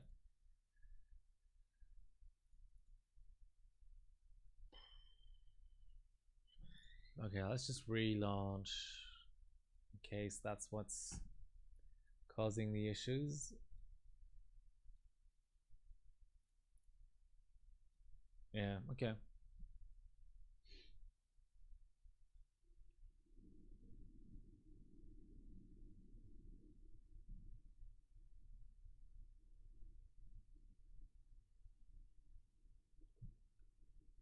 Okay, back to our list. Okay, let's do this. Portal, I have respect for. I just never got into it. It was a little bit too late for me. Vice City, yes. God, almost 20 years old. What the hell? I'm getting old. Civilization, I'd like to play it online. I think because Aussies usually have bad pings, I think Civilization is one of the few games that you can play with friends online, but I've yet to convince people to play it with me. Quake. What a legendary game. a series of games. Amazing. Quake 3 Arena, the greatest shooter of all time, bar none. I mean, okay, story based, null for sure, but in terms of a pure raw shooter, Quake 3 Arena is amazing. I played Quake Live actually. That was like a It's funny, Quake Live is probably about 10 years old now, but that was a re-release of a mid 90s shooter. Political streamers. What's a political streamer? That's interesting. Bioshock. I think I tried the Oblivion. Nah, Morrowind better. Grim Fandango. Yeah, I played it. Diablo. Diablo is just, it scratches an itch. You know, it's not the best story ever. It's not the most sophisticated game ever. But yeah, Witcher I didn't play. Unreal Tournament 2004. I used to be in Unreal Tournament 2004 clan, and that in the original Unreal Tournament, that I think it was called Facing Worlds, this map where you had two big towers and you could snipe each other from the towers. Amazing.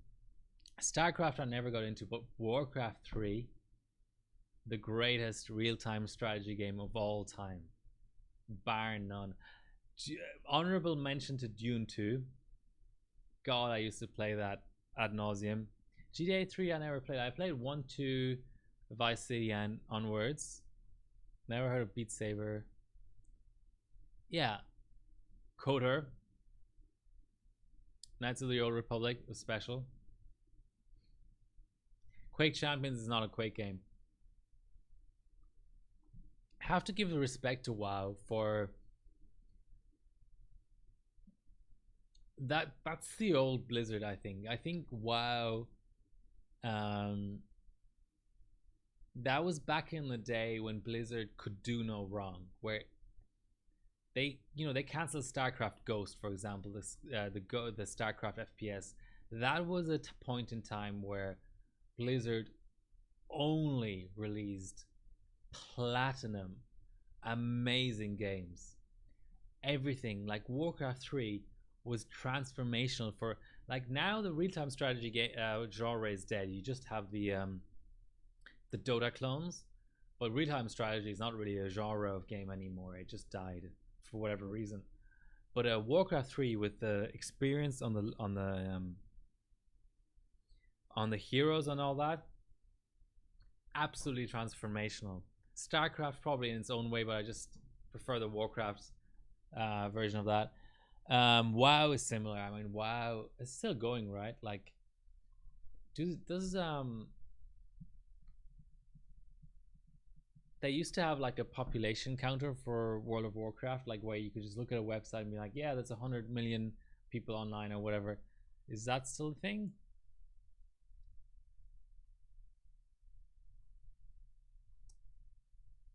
Let's see.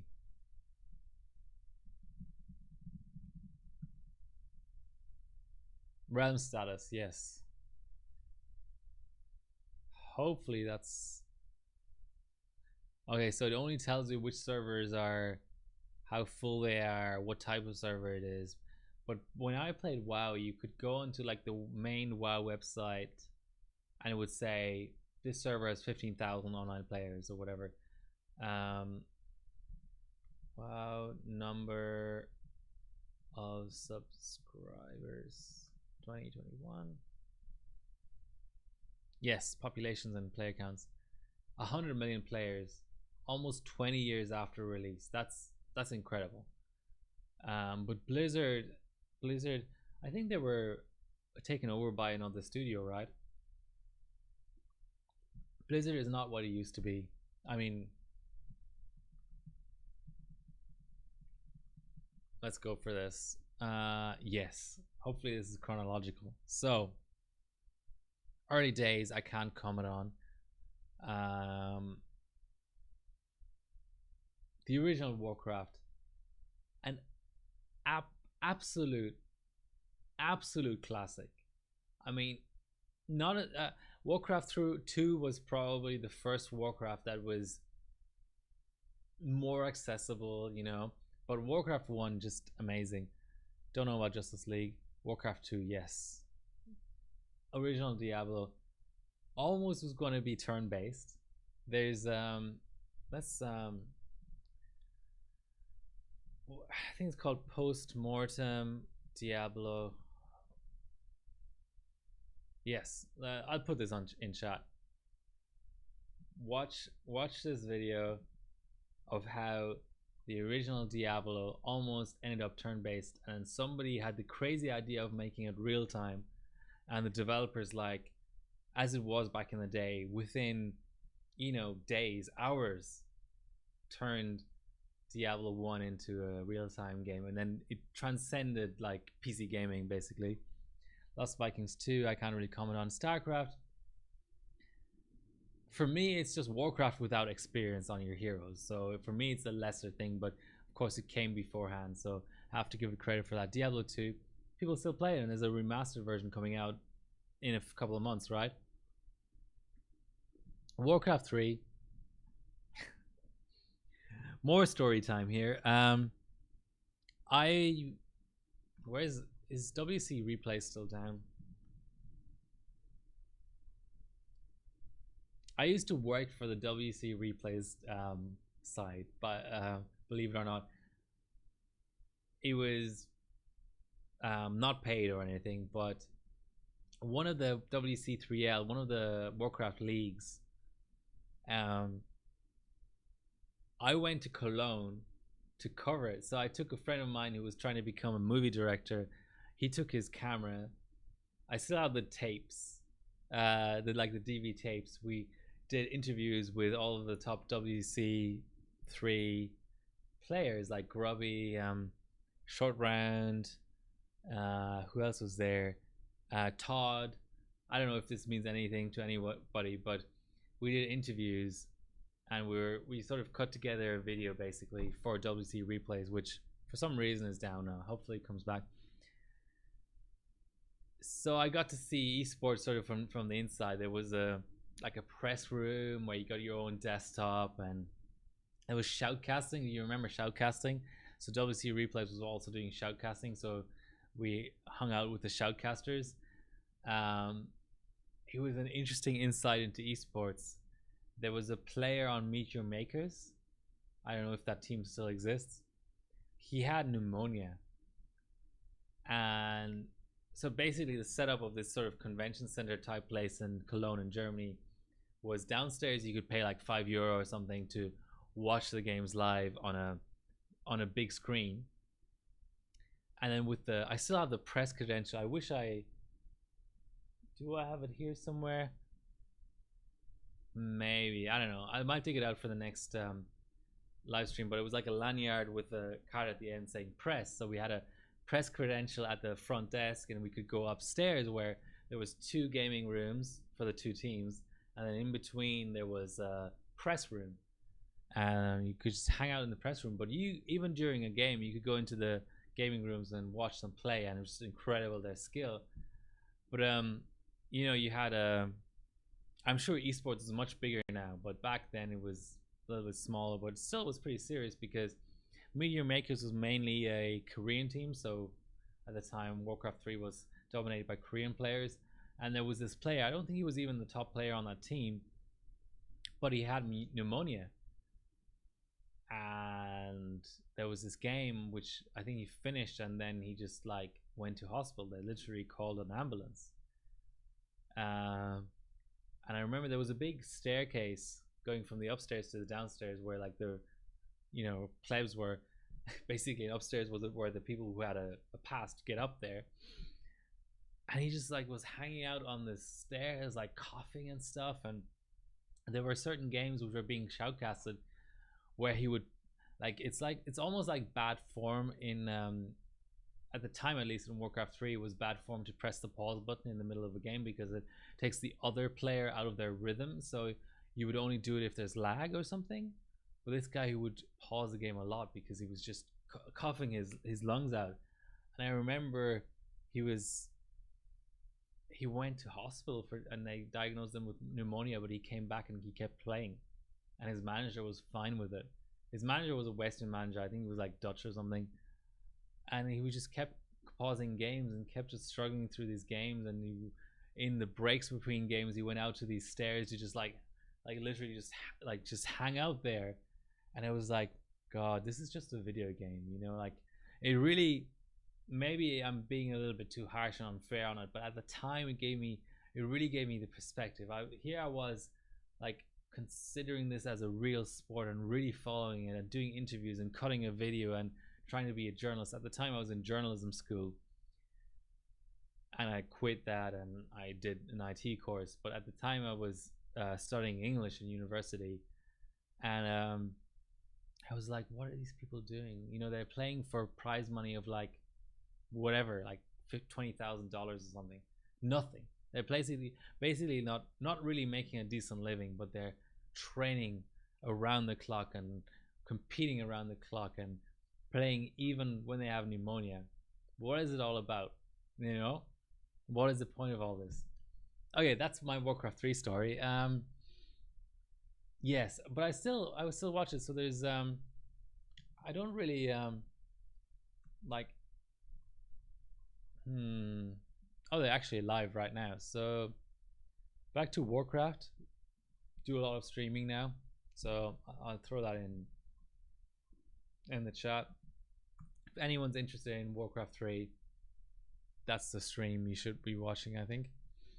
And even Todd. So Todd is the player I interviewed back then.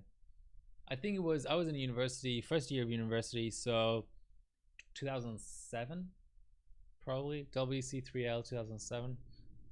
Anyway, enough about that game. Let's go back to overclocking. So our last run was 23 flat, basically. Just a little improvement. Okay, let's see how high we can go on the mesh before it crashes.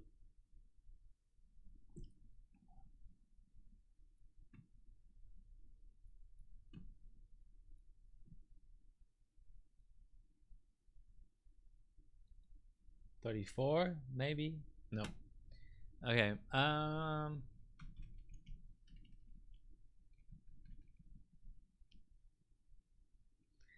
4000C 12 isn't going to post, but we can try something like 101 BCLK. Okay, so wow, Diablo 3. Again, an almost 10-year-old game, but it's incredible. Hearthstone, I'm not into card games, I'm sorry. Here's a Storm Overwatch, those are all like Dota clones. What's the point? A mobile game. Diablo 4. This is a weird list. Oh, that's right, this is just Diablo. So I reckon StarCraft 2 was still good, Diablo 3 was still good. Sort of here onwards is where it gets bad. You and me both. So where's our...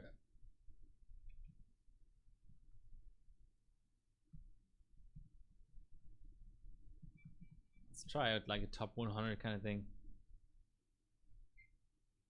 Hearthstone was amazing. So what's... Can you sum it up in one line, White Shark? Is Hearthstone like... How should I imagine it? Is it like a real card game like poker or bridge or whatever? Or is it more like a card game version of some other video game? Like, is it like an... I don't know, like an RPG in a card game form, or is it just something completely new? It's like Uno. I think that's an insult. I'm guessing that's an insult. Okay, let's go 32 mesh and 100.5 BCLK.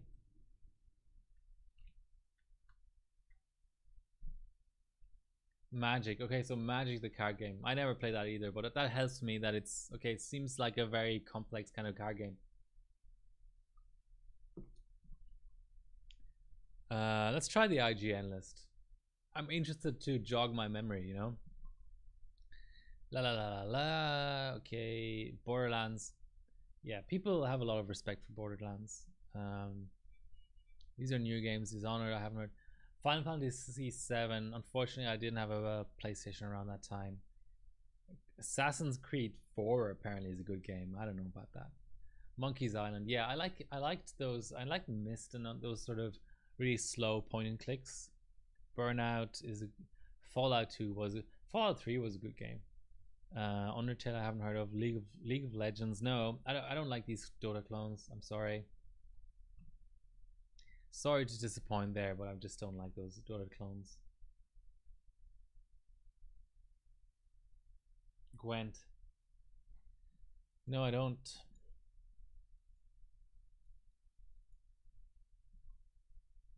Let's see if we can do this BCLK. Alright. Mega Man. Coefficient too large. Soul Calibur. That's not a PC game. That's a Thief. Thief was good. Thief was good. SimCity 2000. What an absolute classic. What a classic. Man.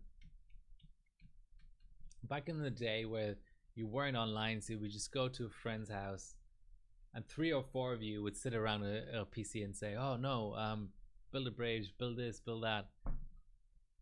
I really miss that.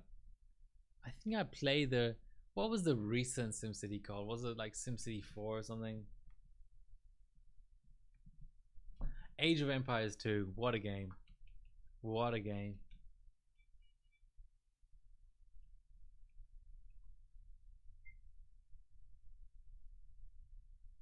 No, it was more recent than that.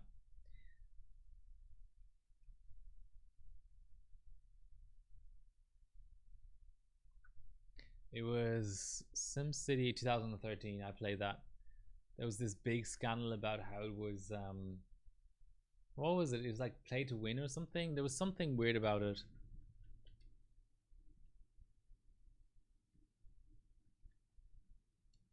Okay, let's try with hyperthreading on. Yeah, Age of Empires 2 I played a lot at LAN parties. So in high school I had a lot of LAN parties.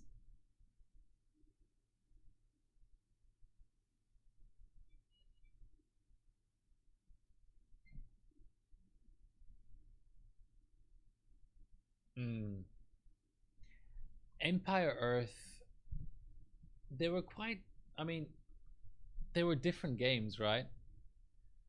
Let's jog my memory. Yeah, Empire Earth was more like, it was like it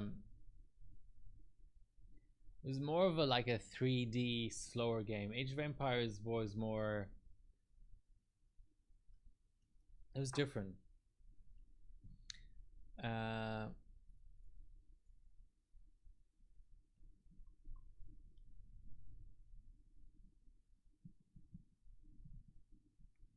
What about Sealer though? Blue Byte Interactive, Symbian OS. Oh god, Settlers 3. Wow, this was a game. Man. So all I changed here was enable hyper. I'm not disagreeing. I think they were just two different games, you know? They really were. Let's focus on temps here because that hyperthreading enabled might. Oop, wrong. My upper temps. So 60, 70.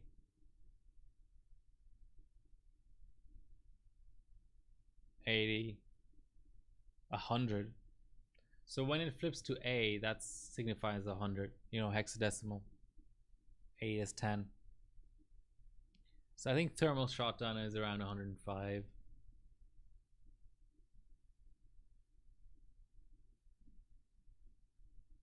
See, now it's writing the digits and the CPU isn't even stressed. It must be just purely memory bound. But I would have thought quad channel it wouldn't.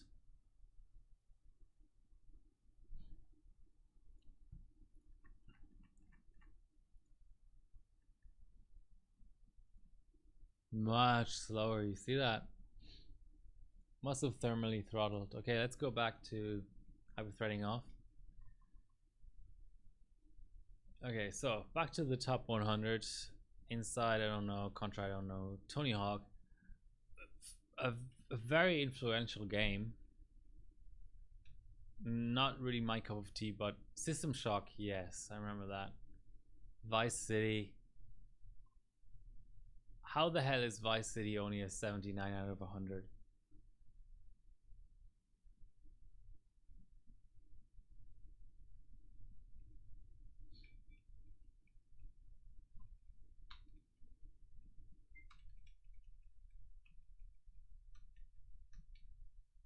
Come on.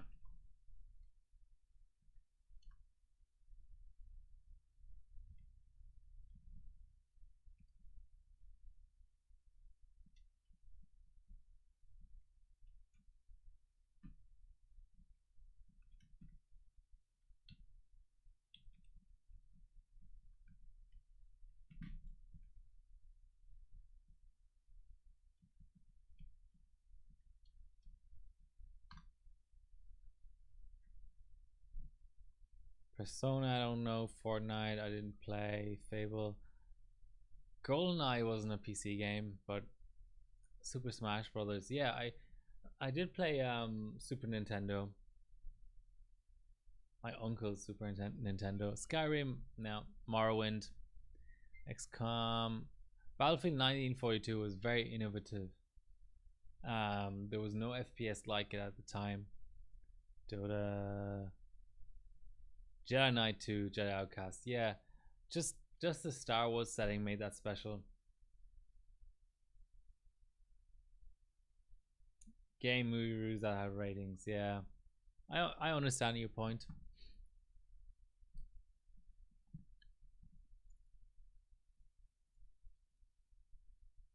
Oh, somehow cleared the CMOS or something.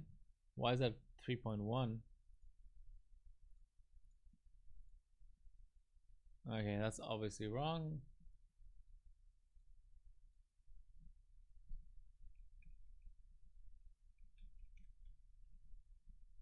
What was the other game? God, there was a Settlers clone.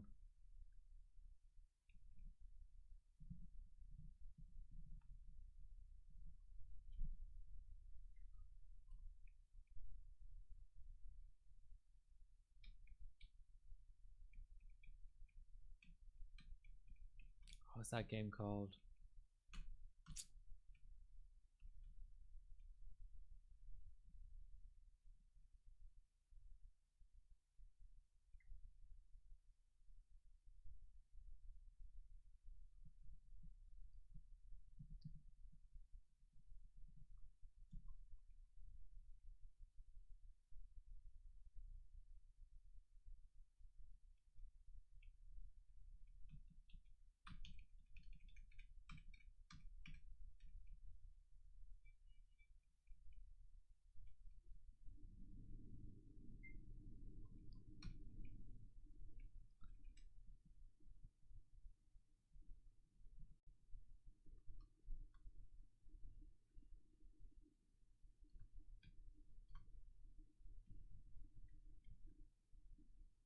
The hell?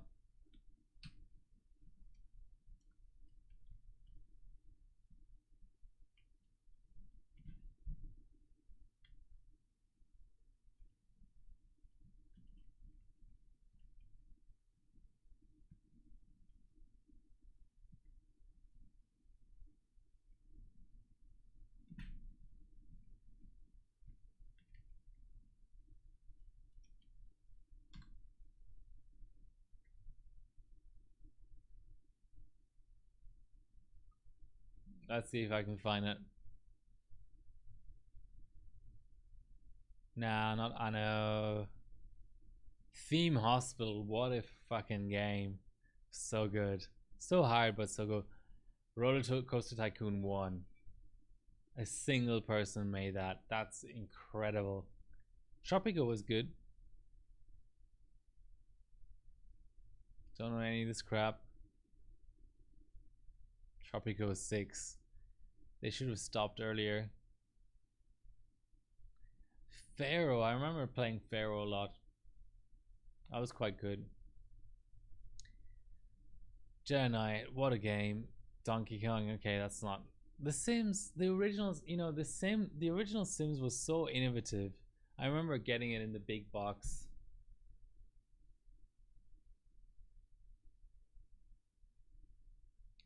Bye, Hyper Barbecue. Nice chatting to you. Have a nice day. Talk to you next time. Why is it not applying overclocks? It's applying the memory aspect and the encore aspect, but not the multiplier. The hell? A version of Empire Earth that works on 10, you mean? Man, the Sims 1. I mean, it's a dumb concept, but it's a really intelligent concept at the same time.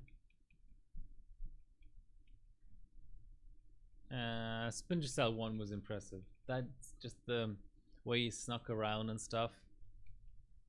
I mean, obviously Super Mario. I used to play that every summer. Silent Hill. I never really got into San Andreas. San Andreas was good, but not as good as Vice City, I reckon. Call of Duty. The original It's funny how Call of Duty became this big multi-million-dollar franchise. The original Call of Duty was on the Quake 2 engine or something. It was really cheap, but it was good.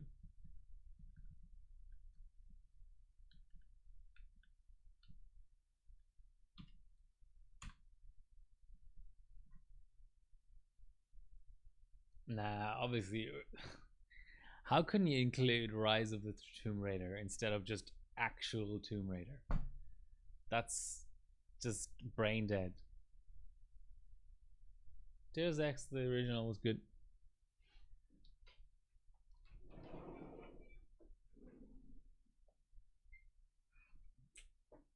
Got another beer here. It is The Woodsman by Wolf of the Willows. It's an amber ale.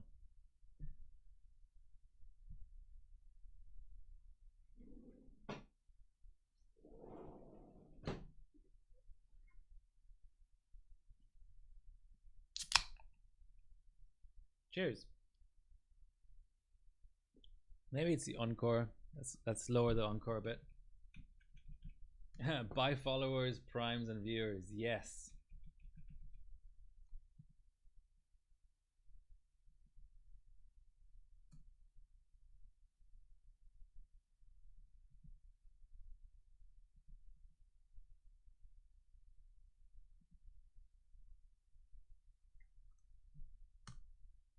That gets you a ban around here. Alright, Deus Ex. I did play it. Baldur's Gate. Never got into Counter-Strike. Left 4 Dead is too new for me to know about. Diablo, of course. StarCraft, of course. WoW, of course. Coder, of course. Fallout, of course.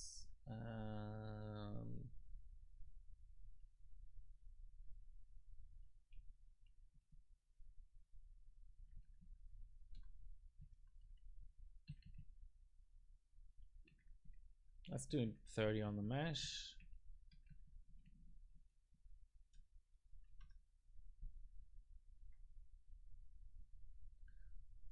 Where's the older games? Minecraft, Halo. I played a bit of Halo, but was never big into it.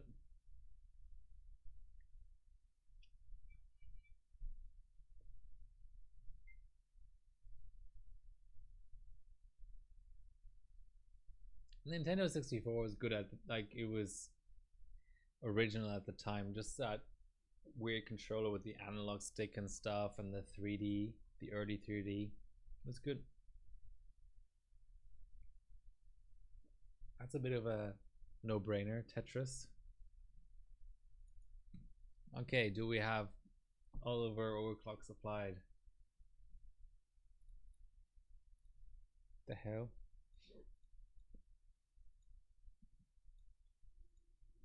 Okay, maybe I have to re-enable EIST.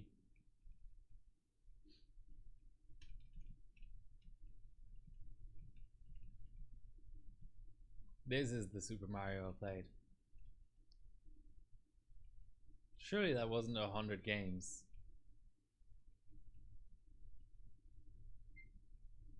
Let's try the PC Gamer one. Why is not Nolf not on there? That's what I want to know.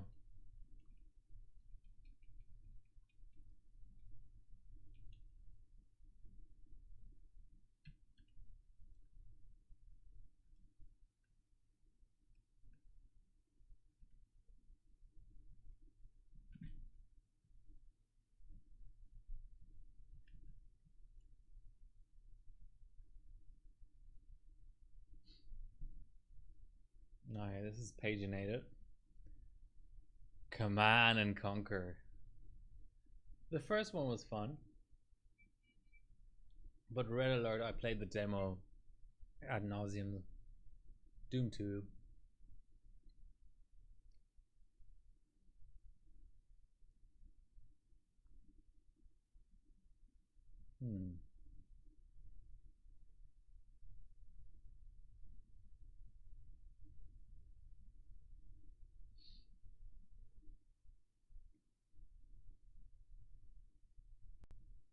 I've heard Eve is good.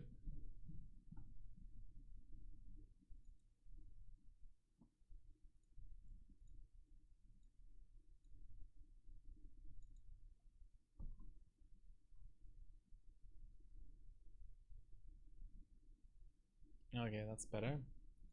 How about our mems?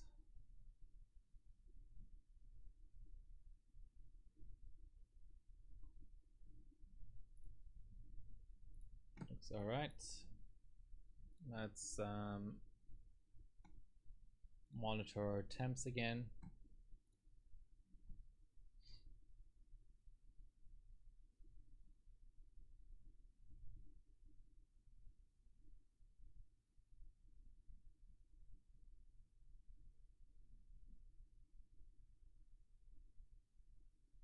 $104. I think it completed.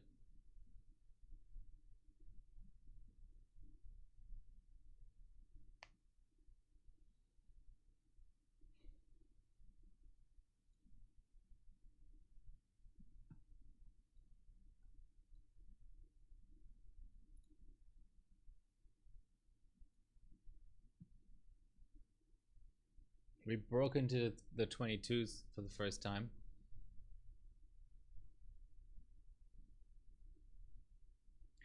So we're right there in the uncomfortable spot there. Like 10 glows. What's this guy doing differently though?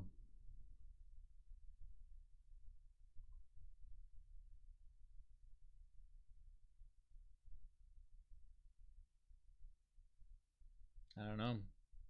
Hard to know because it's throttling down for the screenshot.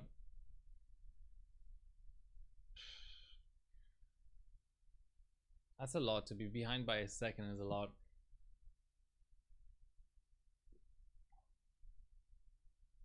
Okay, let's save it though.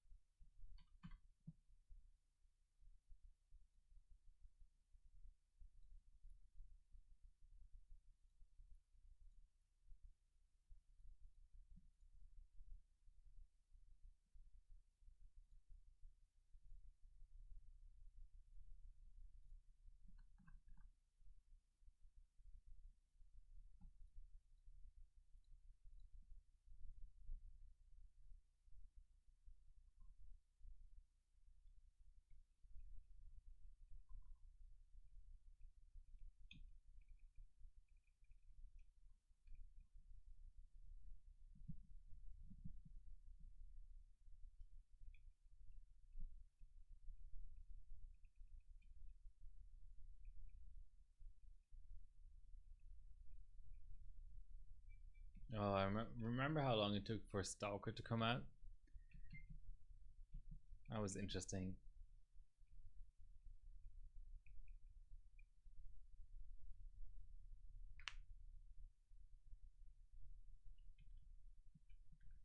Yeah, just for shits and giggles, let's try 4,000. It's not gonna post, but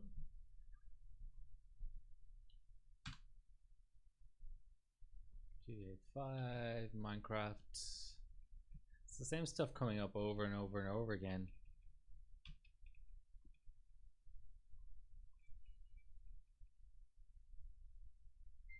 CSGO, Forza.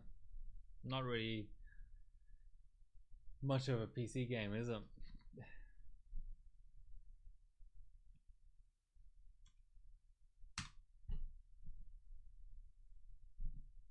Not gonna post.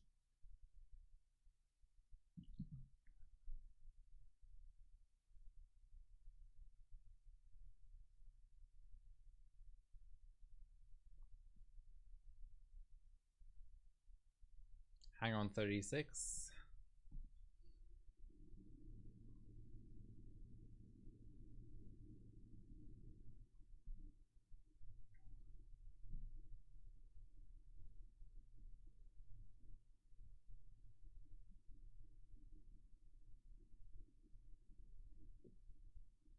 Rainbow Six was a good series of games.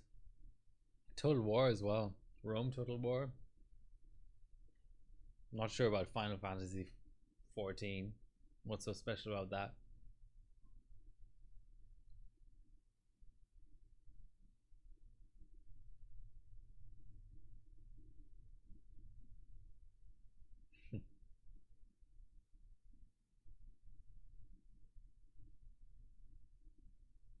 Whatever happened to Apex Legends?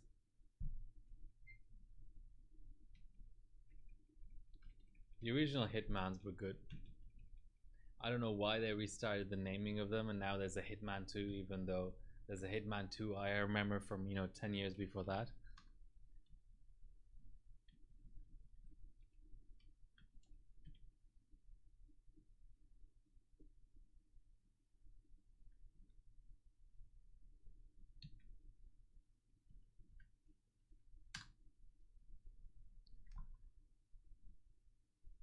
Damn.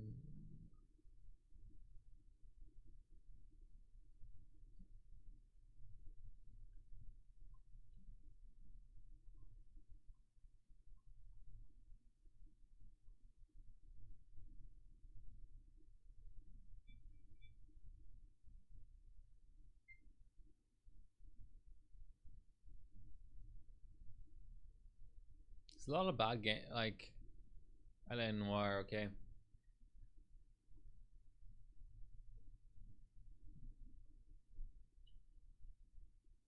Remember all the Football Manager games? Alright, I'm gonna clock the encore a bit, and then I think that might be it.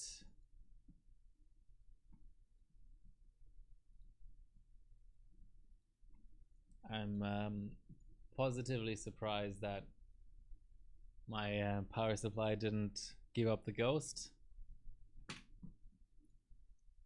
Didn't there wasn't some sort of OCP that kicked in.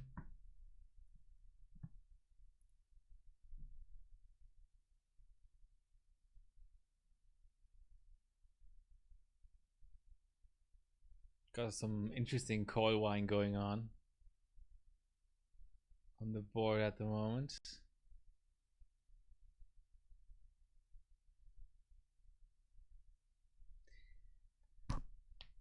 All right, I think that's gonna be it. I don't know what I'll do in terms of streams. Maybe I can get the 4690K stream going next week or something. Nothing else to do. I'm not really allowed out of my house all that much, except for exercise in groups of up to 2 people. Anyway, thanks for keeping me company, and hope you all stay healthy and happy and all that. And yeah, until next time, thanks for watching.